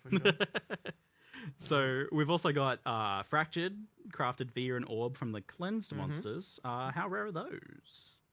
How do you quantify rarity like that? They drop from the monsters. I can't remember the exact number, but like I think I was kind of saying like 1 per. I hope they're rare, man. Which is the kind of total blob of cleansed monsters. But then that obviously does get affected by things like pack size and all that on top of that. So is that like 5 maps or something? Well, it depends on how many of them you kill. I hope that's just rare as fuck. Because the ones you didn't cleanse while you were getting to the Nexus, those are the ones that then become cleansed. So you kind of have to choose, like when you go into a biome, am I going to beeline straight for the Nexus and then cleanse everything, or am I going to just fight them all as corrupted to get the rewards from that? So you're kind of choosing one reward or the other based on what you decide to run.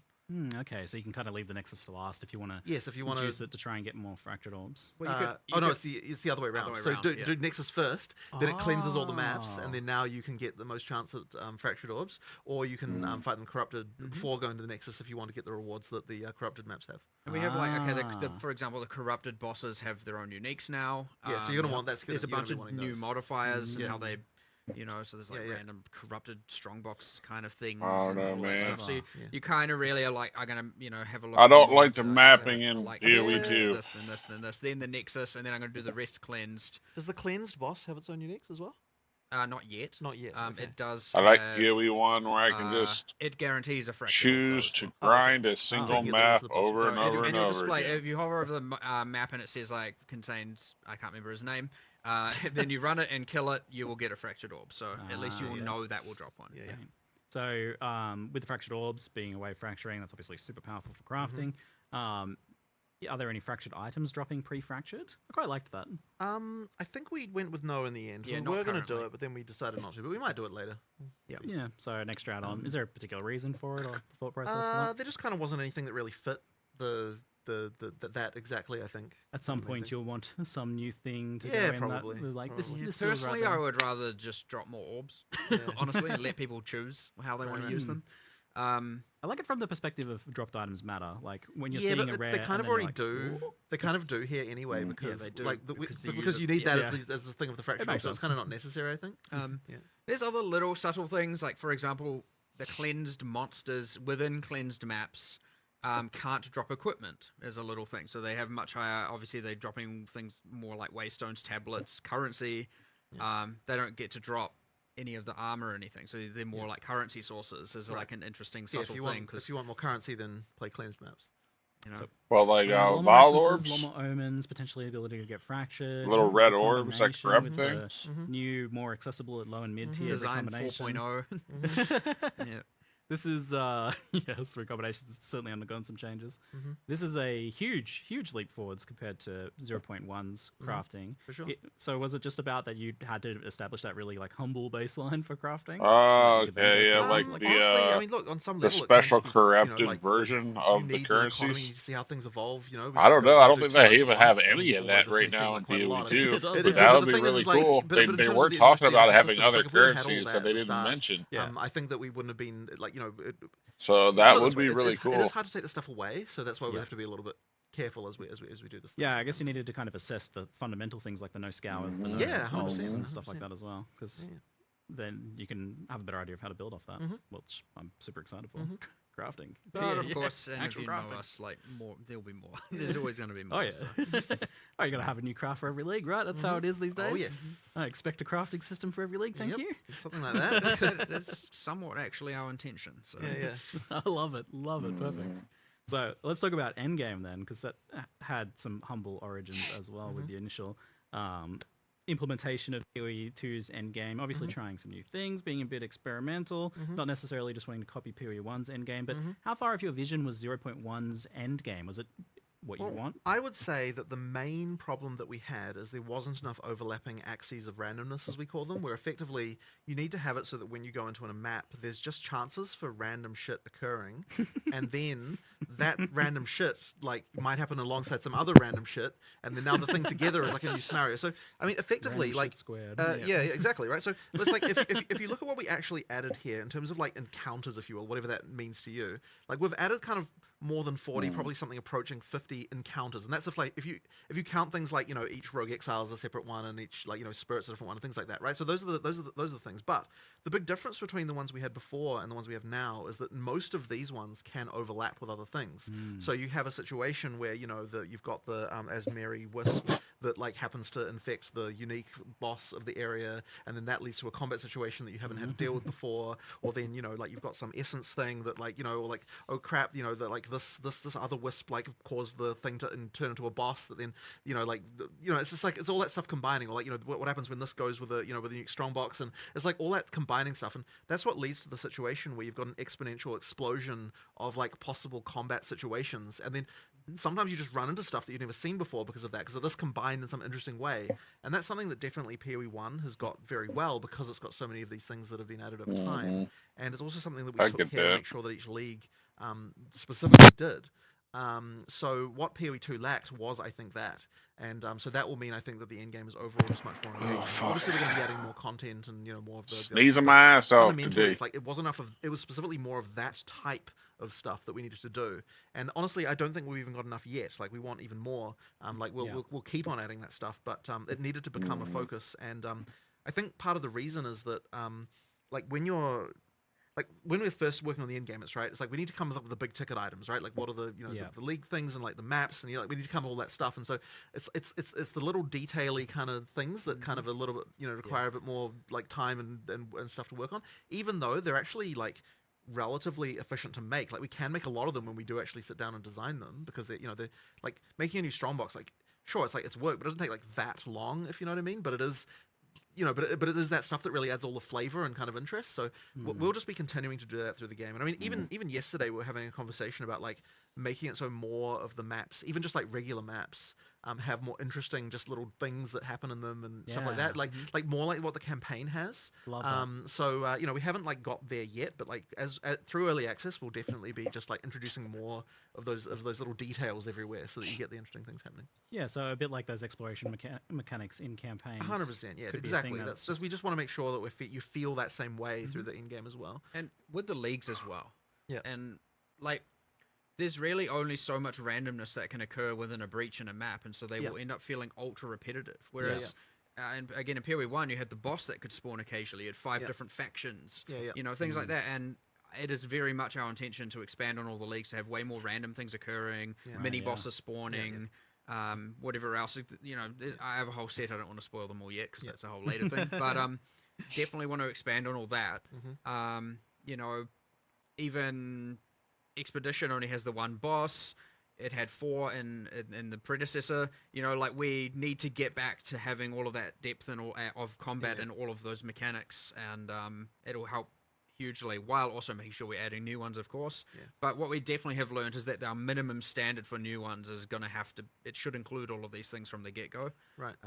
Otherwise, we're just signing ourselves up for like, here's 1,000 things we need to improve. Right. It'd be nice to actually get some of them finished. So that's going to be a goal going forward for sure. But I think it's like it is where our type of design shines, because like adding content is no longer a process of like, we work on a thing and then the players get to play, like it gets into a situation where like adding content is more value than just the content itself. Because it adds to everything else too, and so that kind of makes it feel like the world gets like larger in much larger proportion than what you have. And so like it's an n squared thing where like the square of all the stuff we add. So that, like basically it'll feel like it's ramping up in terms of interest as we add more content, rather than just feeling like you're just continuing like rather than every league feeling like you just add the same amount. It'll feel like it gets even bigger each time. Yeah, like when you add Asmeri Wisps, that's not just about adding that. It interacts with all the other things that already exist that it can go ahead and affect. So that's tackling one of the, ultimately, I think the biggest things is just that like the core basic mapping of running an empty map was boring, and that's never what you want to be, obviously. So like some of the issues there, I guess, as well, that were exacerbated by that problem was the fact that the maps were so big and that there were so many of them. Obviously, that's getting a lot better with the maps themselves becoming much more interesting.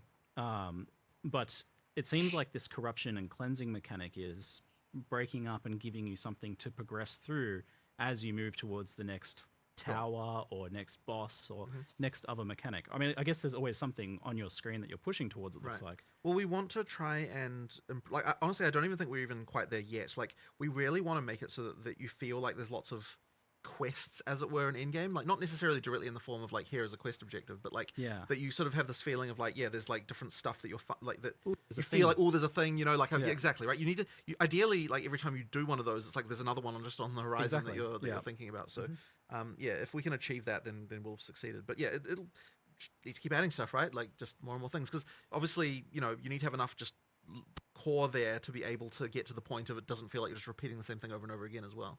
It seemed like this like explorable world map thing that you did for Endgame, being like looking like a physical actual map, was really wanting us to explore, but that wasn't really much of that. So you kind of well, I mean, ideally we can. It's just about content, really. At that point, just need to add more and more, and we'll keep on adding more. And this 100% get more. And 0 to 0, I think, goes a long way to improving that for sure. Yeah, So I with the really corruption wish they thing, just now you're gave gonna us see the some corruption on the map and you're gonna go there opportunity to because run it's a whatever the system fuck that you map interact we with. want. It's your skill points. Yes. So you're unlocking skill points from Like that, which means having- you're unlocking more of the Atlas So tree. The Atlas Your still first be Nexus, there, you we have bounce to run a tier around one and map, shit. But and the it Waystone drops your is skill the point, it'll actual give you your map two you're first skill choosing to points, run. Awesome. And then you're like, all right, where's my next Nexus? That's where I'm going for my next So you two. can And just then your next stock one, your next up one, and you have to do on them one tier higher every specific time. So the second one, you Waystones, gotta do a which will tier 2 take to you get into your skill specific points and so on and so maps, forth. but you And still are it's not moving just around blanket on the maps. Yeah, Atlas. that was terrible. Good. I That love way, it. if all So you it want to is very much do like, let's go and is that play like this drop shore Nexus, map, and then it's like, well, and there's the whole mechanic around you it. can just do the But yeah, shore if you wanna map just, over like, and over and full over on get my again points as fast as possible, just go because Nexus to it'll be a Nexus to shore Nexus and Waystone. get as many as you can. And if you're like, oh, I can't see And any you can Nexus, just maybe keep go putting to a them tower in to reveal as you go more, through and the then, Atlas. which you're doing way less frequently, mind you, thank goodness. Yes. But yeah, it's a lot That'd make more everyone objective happy. driven as opposed to just again random grind and That random way they keep explorations, their and you get to see stupid a ass pretty board decent game chunk of looking unique at maps. I was game gonna ask, thing. yeah. I call them It's unique funny, maps. it's funny because I was pointing out to Matt the other day that the distinction between a unique map and a no, like there is no distinction. Well, We no, shouldn't like the even look at it that Waystone way. is Like, it should be that literally every the map map, is, like like in in some Path of sense. There's not a Exile unique 1. There's not a system. We unique have map. an You go we and do you have put an in icon a for it 'cause shore they map. are kind of in a You different are going echelon. in to do a shore. But yes, technically, So, unique the map is a name that's a holdover Waystones from in POI. Path of they Exile can 2 use mods with will the Waystone be anyway, so it doesn't, shore there's no actual reason Waystone, for a unique to and be that different means than you're a going to normal. go And craft into systems a and It really shore just map. comes down to how rare they are relative to other things, right? So, And how rare are they? How like I mean, maybe again, in so hard to terms of explain. player screen? yeah, I mean, look, as I said, I think How many that screens? How many? I had the numbers. I Yeah, it don't just remember them. moves well, what I mean, as I the said, map they should be common is enough that you feel like there's to always the some kind of objective Waystone you're excited Yeah, about, from right? honestly, the Atlas node. more common than I was initially. Right comfortable now, with, you and throw then the after Waystone trying it, I into was the like, node, okay, and the actually, node is this is what map ridiculous. you're Yeah, doing. I feel like you initially probably want them to be. What I'm common saying enough that is you're the like, Waystone almost will getting be tired of those what templates, map so you're then you're doing, incentivized not to the add more. node The good on thing the is, by the way, by Atlas. adding more here, we didn't just keep them the same commonality as the two that existed. Yep. Like they are just more If common. that makes sense. It's not like the reason. Part of the reason it wasn't as common before is because there was only two, and Yeah. that would have just been repetitive and boring.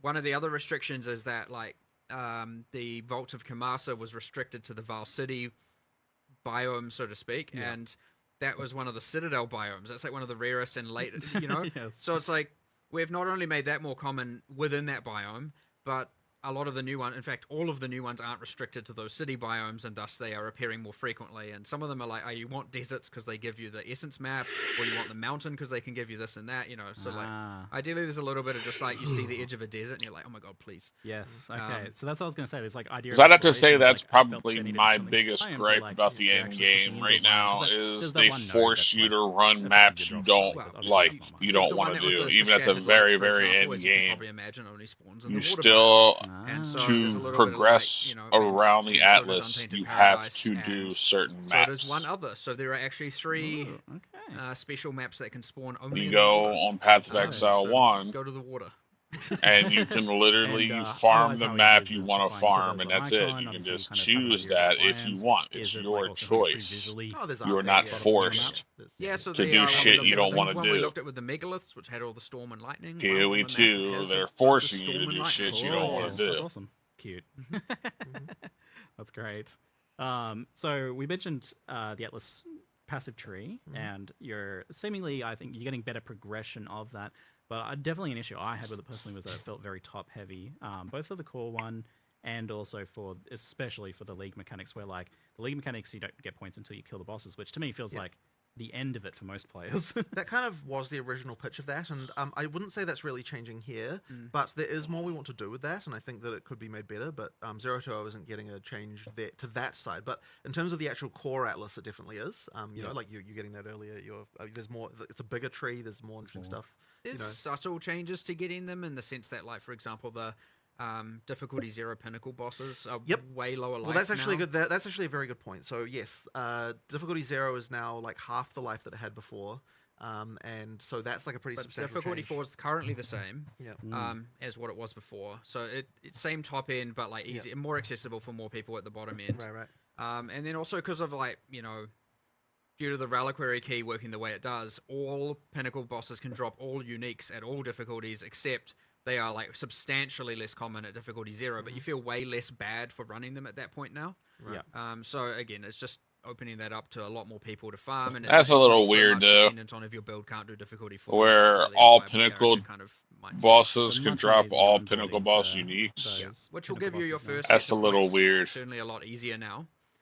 That being said, not if you're playing the most broken build of all time, because you're probably nerfed into the ground. Let's be real. So with your new build, we'll have to see how that balance goes. with their but new broken build. yeah, that's well, sure. yeah, one of those New specter builds, specters. yeah. Anyway, That's what they were saying, ultimate weren't point they? being, Or am I you're- misunderstanding? You're certainly going to I get those hope I initial set was of points easier than misunderstanding. before. Because that kind However, of sucks. you are right. That something isn't quite right there still, and I do need to kind of explore. We are going to do more with this like later. We've talked about this issue, but we didn't have time to do anything about it in 020 as much. But certainly by the end of early access, I think that system will probably look quite different. Part of it also, as we were talking about before, adding all those extra bits of content to the leagues, it'll help give more interest to the trees and more nodes we can add to actually invest into. Because if you think about a breach, there's only so much you can actually modify right now.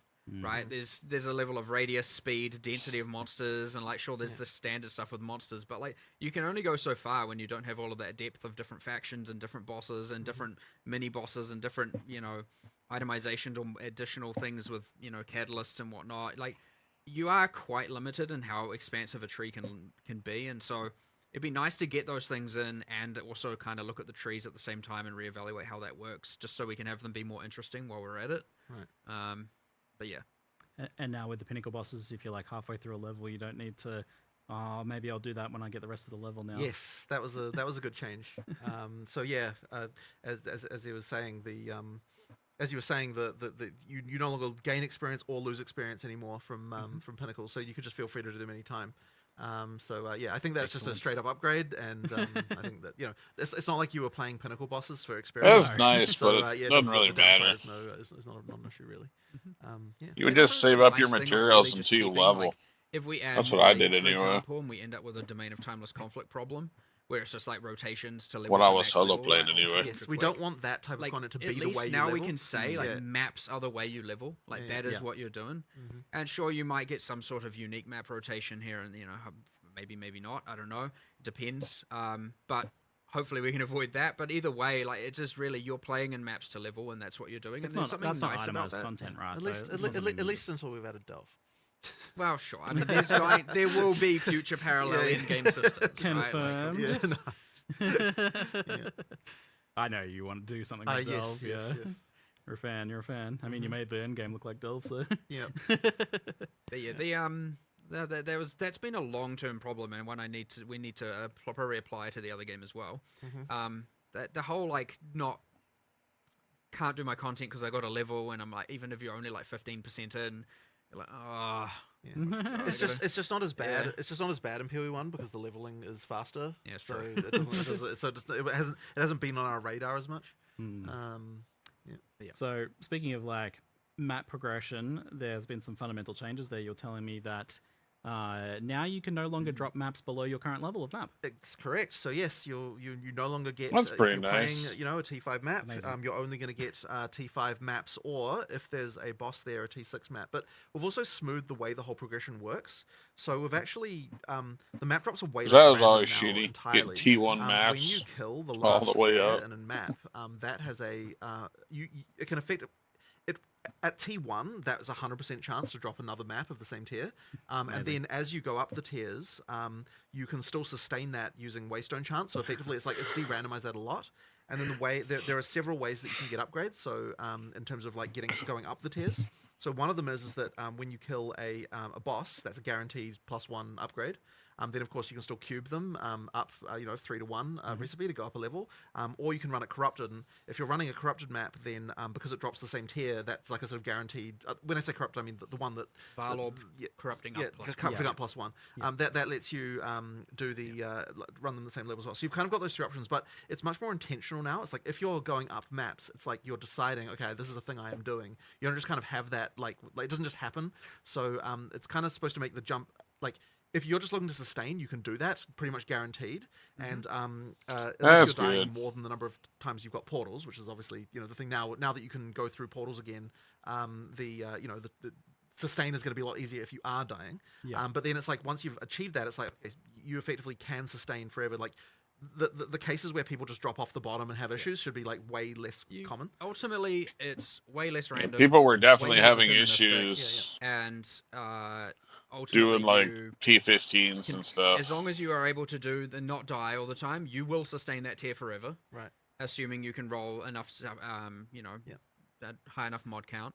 And there is a boss here, I'm going to go up a tier. Yeah. And you go for the boss, you kill the boss, you go up a tier. And if you... and then you sustain that tier forever as long as you can do the difficulty. It's and just very clean. And if you're adding more mods, which you do need to be doing to continue to maintain 100%...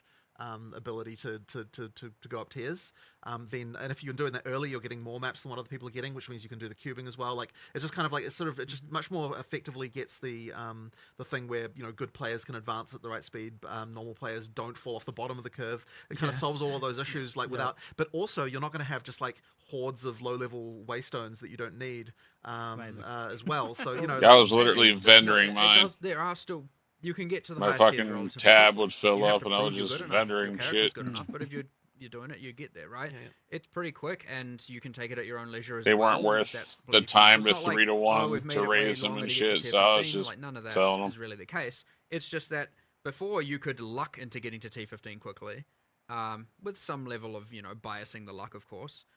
Or you could just be like, what the heck, I'm like constantly running out and have a really bad time. Right. And so now it's just way more like predictable and before it was like honestly, shit, I'm running out, let's probably go has way more of an impact buy bulk T15s we didn't really from somebody talked about, which is the respawning. Go buy 50 maps. Like way more impact on map sustain than the respawning does. I mean, obviously, if they're paired, then they relate. You need both. Which if you're playing SSF or something, you can't do that kind of thing. So you need to be able to sustain your mapping yourself. The respawning is necessary in order to make it so that that's going to happen. Which sounds like for they fixed that. Like, and obviously, as it gets more difficult, and you get less portals, you start to get to the point where you're going to run into trouble. But if you're a good player, you should be able to get up into the top and sustain very well. Yep. You mentioned the idea of maps dropping magic by default. Yes. Is that something you're still doing, or? I believe it is. But no, actually, wait. But there wasn't a concern about that, which I wanted to talk to you about later. Maybe not. Yeah, we'll talk about that later because the concern was raised that I think is valid. So we were going to make it so that maps drop magic and above, but there might be issues. So we'll discuss that later on. Well, non-decided. Yeah, undecided. Yeah. Undecided, yeah. You thought it was decided. I just got a week left. Yeah, we've got a week left. It's fine. Still figuring. Yeah, I remember you had that issue that's the main thing. because of that's the main thing. It just should. One of the relics in PoE 1, yes, right? I can do it. Not, am I lucky enough to do this? And am I? One of the strong enough relics to do was this? screwing you over. One of those axes. Get out of here. Love it. So we've got rogue exiles populating the maps now. How common are these guys, especially with unique, since you get their unique guaranteed? I love that. It's 1 in 8%, 1 in 12.5 to start with, but of course Atlas Tree be Atlas Tree. So you can speak into that. And is there like a map modifier for that or something to guarantee it? There are.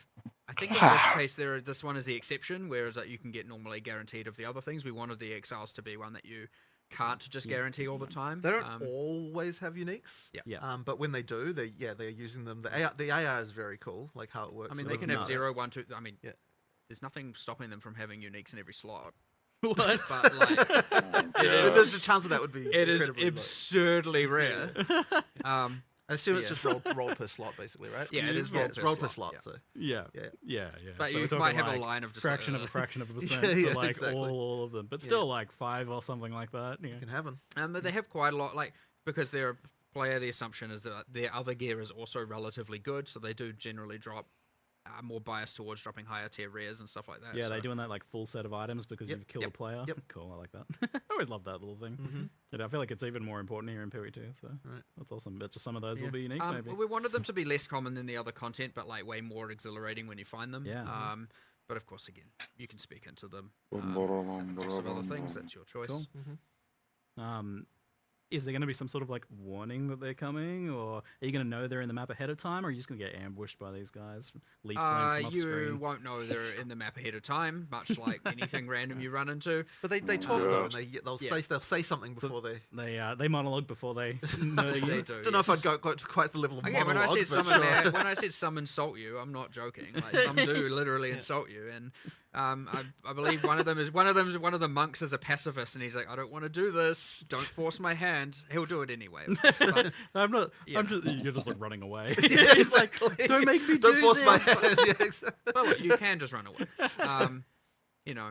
I really like the here's an occasional spike in difficulty, and again, it's important that they are relatively rare for that. As long as reason they're not well. gonna just snipe your ass But from I off do want it to be screen when you and find one one, shots are you very before excited you to even kill know it. they're And of there. course, even though they portal out, you still have your number of portals you have. So unless you're running like a full 6 modded Waystone, just get back in there and he's gone. But or whatever, you've lost your uniques or non-uniques, whatever they had. But either way, just move on. You know.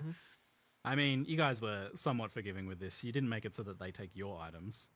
Yes, that would have been good. That's an event. At some Don't point, give me that guys. idea. That's maybe a 1 week event or something in the future. It'd be And it's pretty like, easy to do. just take one of Yeah. your items, Yeah. and then you got a nemesis That'd be system some where you can find crazy them and try and shit. get it back in the future. And you had the tame rogue exile gem. I don't tames the road. Higher Higher exile. exile. You, go, you run up Yeah, and you yeah. can quickly be like, take 1 million gold. Just give me a little snack. Yeah. Like, yeah, you want to follow me? I mean, to be fair, that would be a fun system. It actually would. That's actually not a bad Running idea. up and just being like, hey, I'm here, give me 100,000 Oh. gold and I'll be your ally. Is kind of I know you've Come on. tinkered with the idea of a hireling system at points Yeah, in the well, past, so now you've got your mercenary hireling system, right? Okay, so let's Jesus. recruit the one with good uniques. We'll see. We'll see. Going down a little bit of a rabbit Yeah. hole here. Yeah, for So real. we did have some league mechanics come over from Path End of up Exile taking your 1, maid's 2, blood. Exile 2, In even PoE more, if we're 1. going to be doing some unique Or ones. taking that your we haven't seen before. I mean, temporalis we're in definitely going PoE to 2. be doing Like, more oh, thank you. unique ones that are, that are just completely different outside of what we've done in PoE. Oh, man. Absolutely.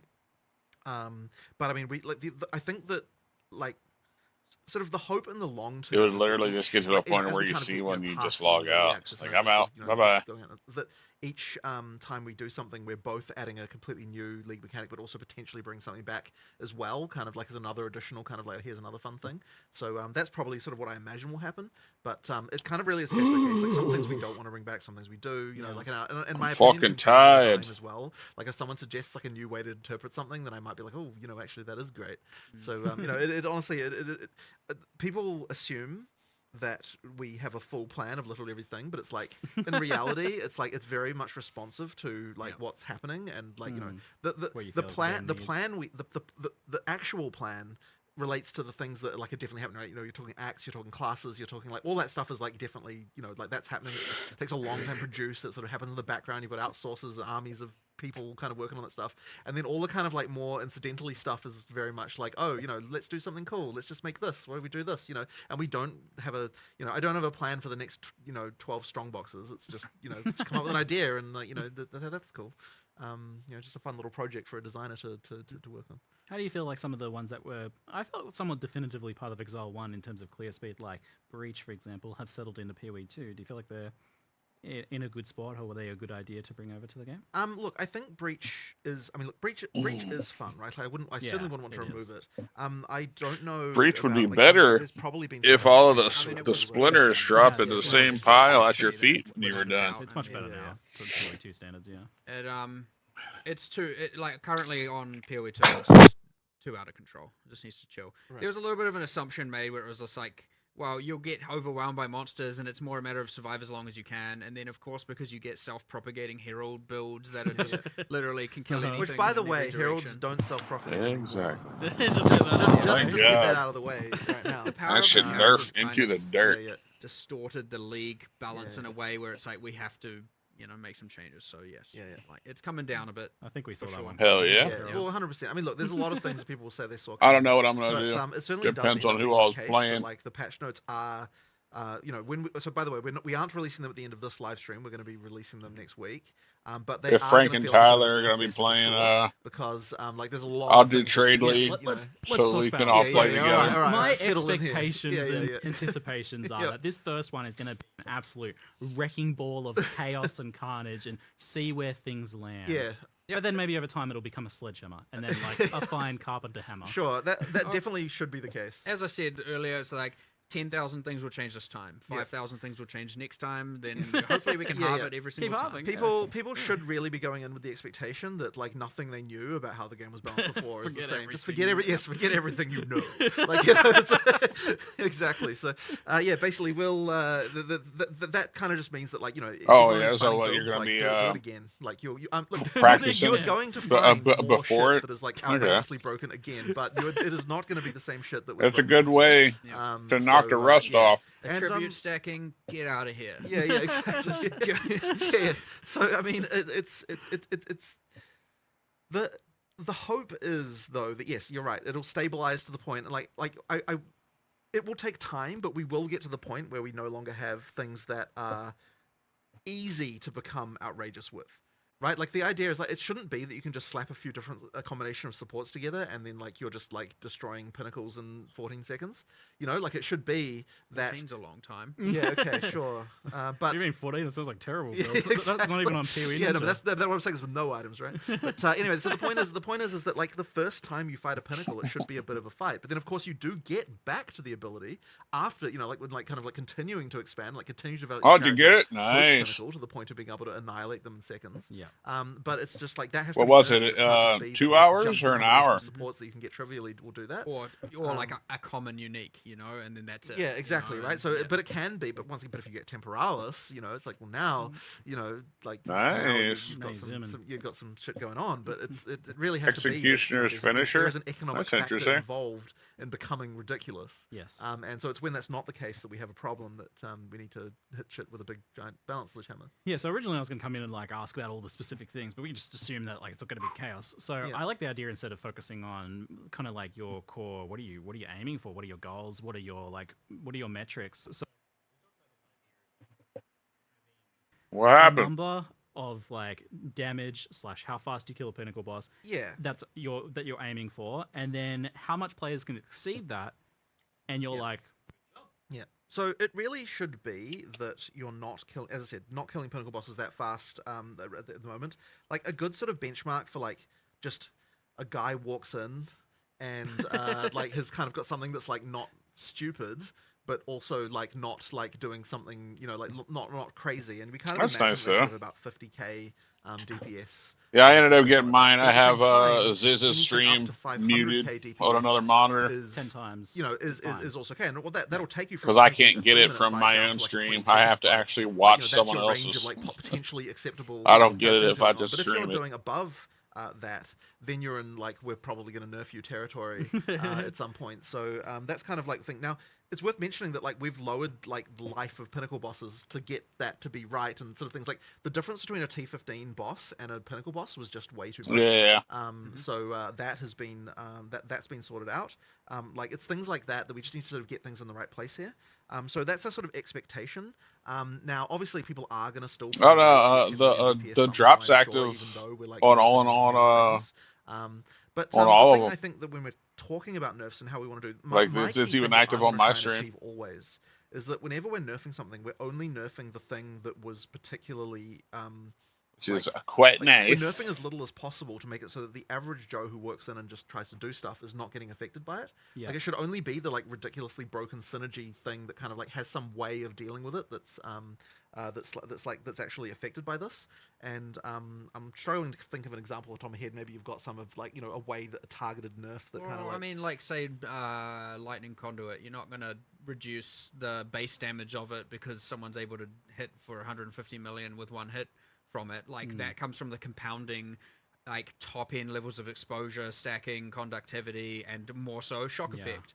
Right, so it's more about like take away from the shock effect scaling side of things there and increase the base damage even, you know, like do changes like that where it's like for an average person it's now better, and for someone who is absolutely abusing's not the right word because like they're doing the right thing technically by their standards. It's not abusing. Using all those extreme factors, you know, bring those down a little bit, keep those regulated, and like it'll increase the average user's experience while narrowing, you know, It bringing really this down and bringing depends. this Like all this ideally up a little balancing bit. and shit, and what they're talking I about like the nerfing idea and that I buffing. thought it's somewhat They need to figure out like a reassuring baseline. to hear that there was actually Where kind of do like they a want math here. Like ultimately, you're saying the bosses balance have to X be, amount of hit like points, across the 500 board? hit points, and Do so you we want expect that around bosses 50. Yes. to take 2 So minutes to it's a clear kill? number. Like we know that. Oh yeah, and we're Or okay do you with want killing them to that, be like, 10 times balanced faster than around you dying in expect. 15 But it's seconds? when you get it down to 1 second. exactly. Or anywhere in 10 times is between, fine. or, The you problem know, with the more DPS you have, that's it what they is really now need I to have figure out. And I don't think dodge they've less. ever Yeah. I mentioned get more where they crowd really want the control. balance to You know, be. it is. It really is. So you're always going to be incentivized to do that, and yeah, you get to this weird thing where now it's just like, okay, Because like well, I he think was you just after a saying, while was like, I haven't actually seen a he meaningful doesn't boss really fight want that the lasted lightning more than 10 conduit to be seconds. critting That was for really like sad to me. 150 Probably the million. saddest thing about the early access launch to me. Well, what do you was want seeing it to the be first clinical critting boss for? fight, 100 million? and it just like 80 it's million? Like, oh, you know, like it's like nobody had to care about the mechanics. The first time I gave was it so fought. many skills. Exactly, right? Like there were so many skills and all these things, and it's like none of it mattered. It's like that's sad. Yeah. So yeah, we ideally was in a situation. Now I hope that doesn't happen again, but honestly, it's probably wishful thinking. As I said, yeah, there's 10,000 things before. There's still going to be there's still gonna be many more, and it thousand. will happen every time, and It's- people will find stuff, Look, this again. By the end of early access, I want to say we're going to be in a real fucking good spot with this, in a way that is not going to have so much abusive stuff, and getting rid of that whole I feel like I have to play X. Like, Yes, it is that very 100% demoralizing to players Yes. when they Yeah. played their thing, Yes. and all of a sudden something comes out, and they're like, oh. Yeah. I And gotta so change over this. the way you will know that we're successful is because you get more diversity in classes. Yeah. Because it means that there's no longer the thing that everyone has to play because it's easy to be I mean, successful. you definitely saw that where it's like the comments of any build guide. It's like, oh, another Archmage build. Oh, Exactly. it's just Heralds again. Exactly, Yeah, It's like it's- this isn't even a build. This go- is just Herald again. You go look at like what are all crossbow people playing, and crossbows is Herald. actually the least used weapon type, and so you specifically start there, and you're like, okay, well here's a bunch of people using these skills: hand of wisdom in action, hand of wisdom in action, hand of Oh, yeah. wisdom.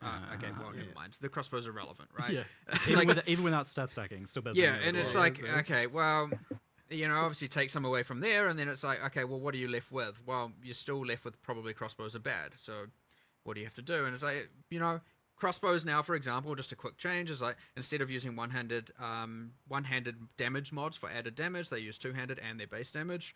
And then all the skills now have a higher growth per level because they scale with other external factors like attack speed less because they have the reload time. So Yeah. they will be getting more damage per level, whereas before most skills were very consistently growing per level.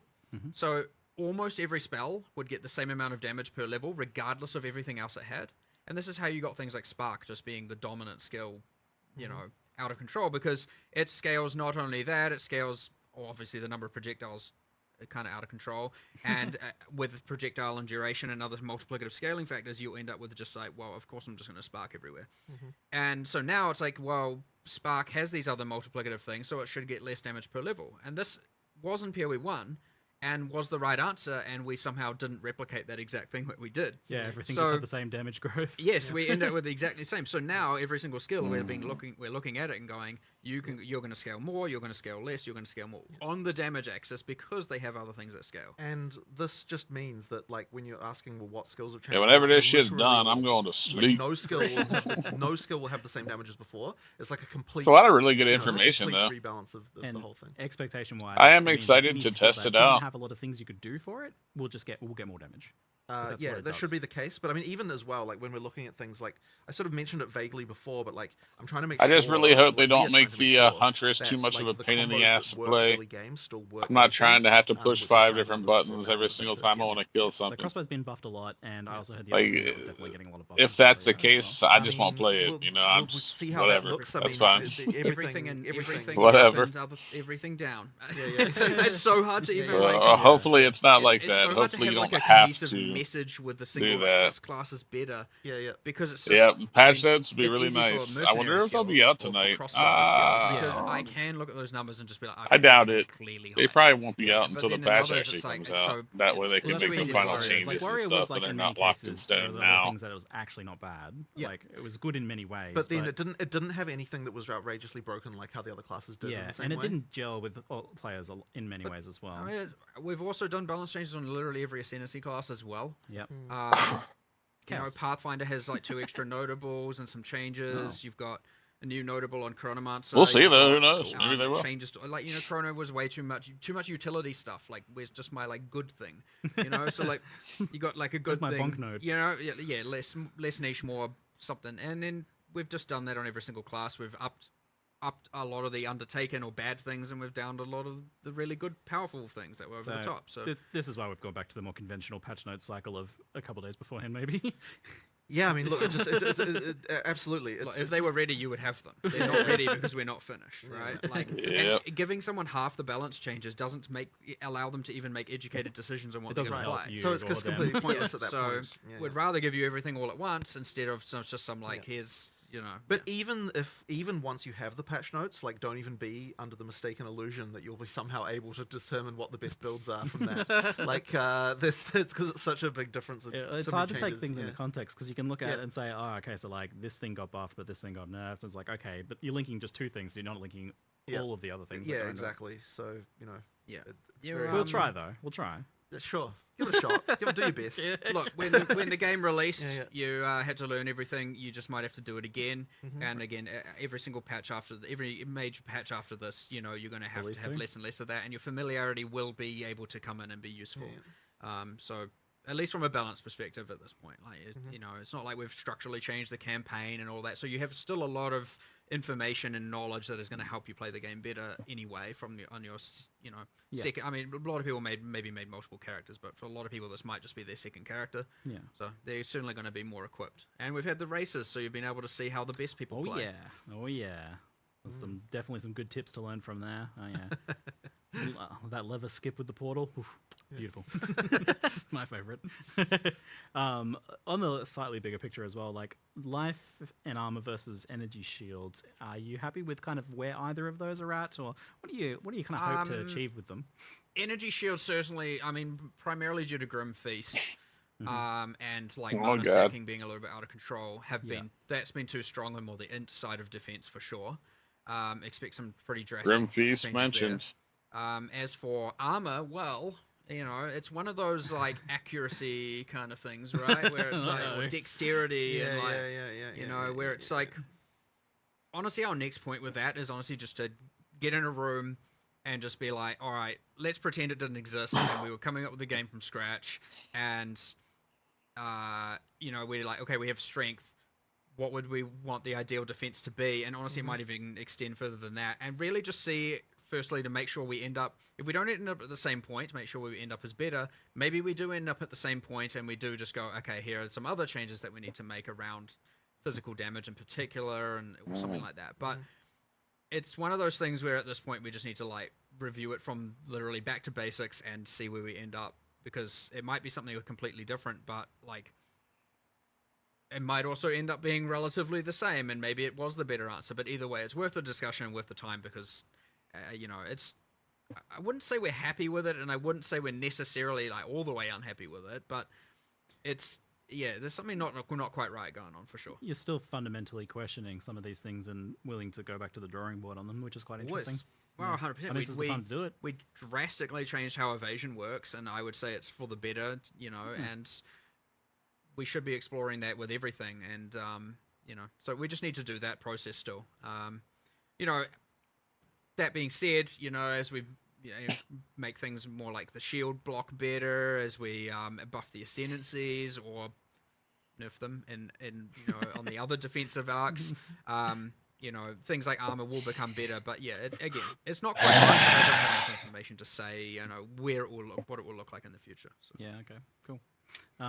Yeah, we're still not even let's close talk to the about end of early recovery access. as A well, lot of 'cause shit's that's gonna be another big thing. I changing. remember early on ExileCon discussions about the importance of limited recovery in making combat matter, so that you could have situations where you're attritioned or where like the hit that you took matters for the next hit that you take, and just back up the full. But it's pretty good in boss fights, honestly. I feel like recovery is somewhat limited. That still happens a bit, but certainly in clearing, you have access to tons of recovery with cannibalism and things like that. It's certainly out of control, and it's a little bit of, again, partly due to the fact Out of that, control. kill He's speed using and that. speed just was way higher Out of than control we from what? expected and what we balanced around. And because How if we were balancing around what people hard are do you currently want doing with the upper echelons of builds, you'd you'd have to have effectively every average player and average build just could be completely, it would be useless for them. Now, there are ways around that, of course, but part of it is like a lot of the recovery mechanics, like if you're talking about things like on kill and based on damage dealt, it is a rich get richer problem. And so, yes, there are cases that are problematic, and then there are just characters that are too strong. And there's a little bit of both going on. I wouldn't say we've targeted any recovery specifically here, really. Okay. Like, it's not been a main goal. I'm not going to say that there aren't little bits changed here and there, but it's more about, we've really made sure to just... It's kind of hard to say exactly what we've done because, again, this is probably a thing we're going to have to look at next time because there are so many changes that it is hard to even, understand how this is going to fit into Once all the of that dust now. clears, you might be able to see how recovery is looking. 100%. Like, we're at the point where we do need a little bit of all right, we need another round of testing for this because, and again, I'm going to stress it is actually impossible for the amount of changes for us internally to be able to be certain or test all of this. Yeah, but the vision is still that idea of like more stricter recovery or less powerful recovery than what? Well, it shouldn't certainly be like here's one little piece and now it's fully solved, right? Like having heaps of recovery should be something you can achieve, but it should require a decent amount of investment or high tier item itemization, right? Like for sure it should be possible. It just shouldn't be trivial. Yeah. So, and on that note, then for like vision, what's your vision of what Path of Exile 2 is supposed to be? Because I think some people are still like unsure about, is it supposed to be just kind of more like Path of Exile 1, a faster game, or is it supposed to be a slower game, a much more different thing? Like, this is a hard thing to communicate, but it gets asked a lot, and I feel like people are still a bit unsure. It's funny though because like once again, it's not. I don't view it as just a pure speed question. It's about like, is the combat engaging and fun? Yeah. And also, are you getting to the point where you never get to engage with bosses? Like if you're never if the first time you fight a boss, you just destroy it without seeing any of its mechanics, then that's a problem. And it doesn't really say anything about the pace of combat. Like if you look at some of the Huntress stuff we've got there, like it's incredibly fast paced when it comes to like dashing around and stuff, but you still have to engage with things, and that's the key element for us. So like obviously players want to get ridiculously powerful, and we still want to let them get ridiculously powerful. It just has to be earned. It has to be like after a certain point, and like after you like once you have finished your character, once you've sort of done everything, then yeah, you should be just like like crazy and like beyond the point of all reason. It's just that you have to earn it. You have to get there, right? And like that's the power growth thing. That's like it's really hard to sort of just like smoothen that out across the whole game. But like that's ultimately the goal, right? You have to kind of get to the point of like that. You constantly feel you're getting stronger. You always feel like the next like, oh, I got this, and now I'm better, and now I'm better, and now I'm better, and you keep on going. And you have to scale that all the way to the end. Because the moment that you get to the point where you're just trivializing everything too early, it's like, well, the rest of the game just becomes boring after that point, right? It has to be there's the level of that you still have to get. And so kind of based on that earlier discussions about like damage and boss time to kill and things like that, it sounds like the time where you want that to Yeah, if these homies don't wrap this shit up taper soon, off, I'm gonna like have the to go to players can bed. start to cheat that a bit is after I'm they've fucking falling done asleep in my everything. chair. You should feel that I'm gonna way get up and move multiple times around. throughout the game. But then later you still then get to it still requires you to engage again. Like if we're doing our job correctly, it's like you reach a point of feeling like you're a god, and then you're like, oh shit, but there's new god-like shit above me that then makes me have to then do I have to find the uber gods. exactly right. So you have to keep on that train. And it's actually really hard to take you back from feeling like, oh, I'm all powerful back down to like I'm feeling, and so you have to kind of get that that in there as you You go want that out. Dragon Ball anime arc. Yeah, where for sure, there's, right? You know, there's always a new level of Super yeah, Saiyan exactly, after the previous one. exactly, right? That's what you have to be able to do, and so yeah, it's just smoothly taking up that power level curve, all the way to the end. Yeah, so I think like when it comes down to things like movement speed when clearing, it's about like if you're able to just ignore everything because you're moving so Yeah, fast. exactly. If you're able to ignore everything, then you obviously you will move really fast. If you're not able to ignore everything, suddenly your clear speed is like not as big of a thing. So long as there are still things that are challenging you, so long as you reach the next tier and like everything's harder again, then you're good. I feel like a point of the difficulty here between the communication of this with you guys and some of the people in the community is that I feel like you're not really looking at it in terms of PoE 1 versus 2. You're just trying to answer that question specifically. Yeah. So it's not really about like it being like PoE 1 or 2. Exactly, right? It's just about making the combat good. It's either the combat is fun or it isn't. Yeah. Yeah. And there's a sort of spectrum of stuff there, but I would say that you want to be able to engage with the boss. You want to be able to fight its mechanics and do its skills, and you want to feel like you can overcome those over time and get better. And you want to engage with monsters, and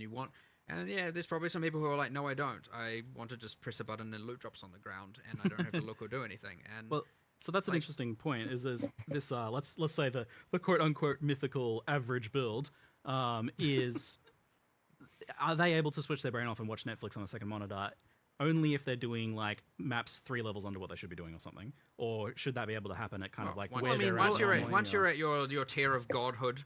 Yeah, but I actually want to address that because, like, okay, so I'm watching. Well, okay, right now I'm watching Deep Space Nine, funnily enough, but I'm watching Deep Space Nine as I'm playing, as I'm testing the game, right? It's like you develop a muscle memory, and that muscle memory can include using multiple skills and doing like multiple things, and that's still to me more engaging than just holding down a button, you know? So you're saying this like watching things on the secondary thing isn't about the game being easy; it's just a skill issue. You need to get I wouldn't say that. I'm just saying that your muscle memory can develop from more than just using a single skill. You just and we've always sort of said that there's this thing where like, okay, sometimes you pause the show, right? Sometimes that happens because you come to a thing that's this is an update to the classic, second monitor. I love how this Netflix. friggin' watching something on the second screen has become such a I fundamental know part it's just of the. the community's just grabbed it and it's become a thing forever. But it's been updated now. Like this is the update. You want them to have to pause It was sometimes. a philosophy set for a different. Because I feel like I've said that 10 years ago about how like sometimes you get the spike in difficulty. It'll like, haunt you forever. Like now you have to do this. But yeah, I guess that turns into pause the video at this point. But yeah, but no, look, if I play this way as well, right? Like it's not like I'm, like once you get to a certain point, it's like obviously you're going to want to, the music, you've heard it lots of times, like you want to have something else going on. That's fine. But I still think that there needs to be the ability to have. To have something engaging from time to time that you have to deal with. So, yeah. It's always been a bit of a silly thing because you've got so much element of choose your own difficulty in Path of Exile, right? Like exactly. Do harder maps, do easy maps. But look, people always want to choose the hardest stuff, right? So therefore, that's what they're judging it against. That's true. So that's why you do need a level of economic gating to make it so that you can't go too far with difficulty without without having to prove the economic stuff on some level, so that you can. Yeah, you're dying and losing the map. Exactly, you're dying and losing the map. That we have to think. Like all that map sustain stuff is so tricky for that reason. Getting that exactly right. Well, it sounds like some big advancements in that regards. So I've got some kind of random tail questions here. Are you planning in the future on? I don't think it's probably happening this time around, but on changing campaign pacing at all? Like I feel like some of the zones are probably a bit too large and a bit too empty. That's more about adding more stuff to them than it is about making them smaller. Yeah. Like there's still a lot more events in campaign that we haven't added yet that still need doing. There's like big lists of things that we never got time to do. So we'll keep on getting to those. The argument there, which I do believe in, is an area should be able to be large if it has enough interesting things. The frequency of interesting things is high or consistent.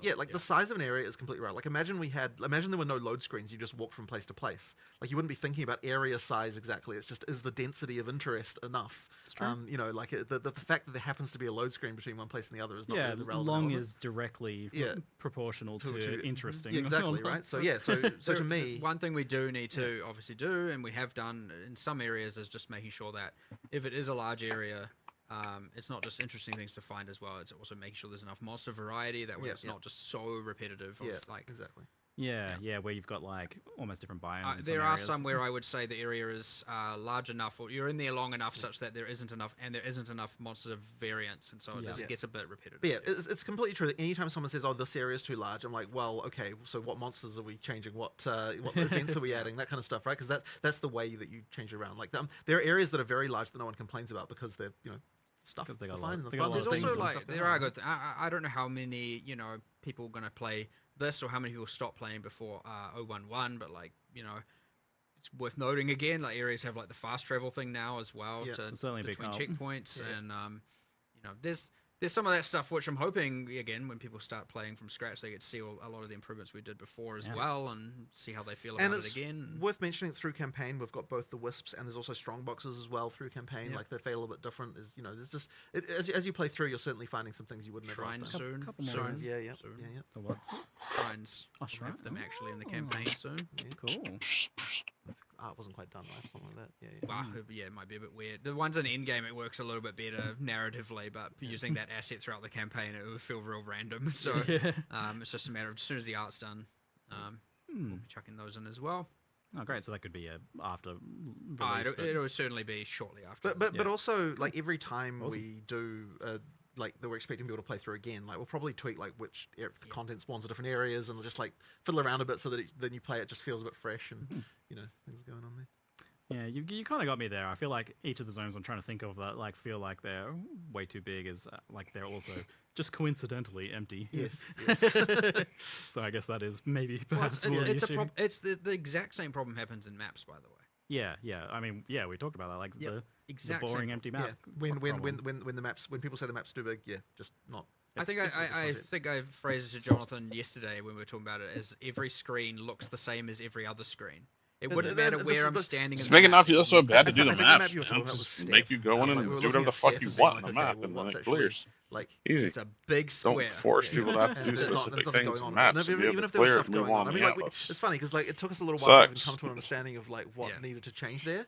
Because I'm sort of saying like, okay, well, like and this is very random. So it's like do you find the cold plains in D2 as to be a boring area because it's ultimately kind of similar?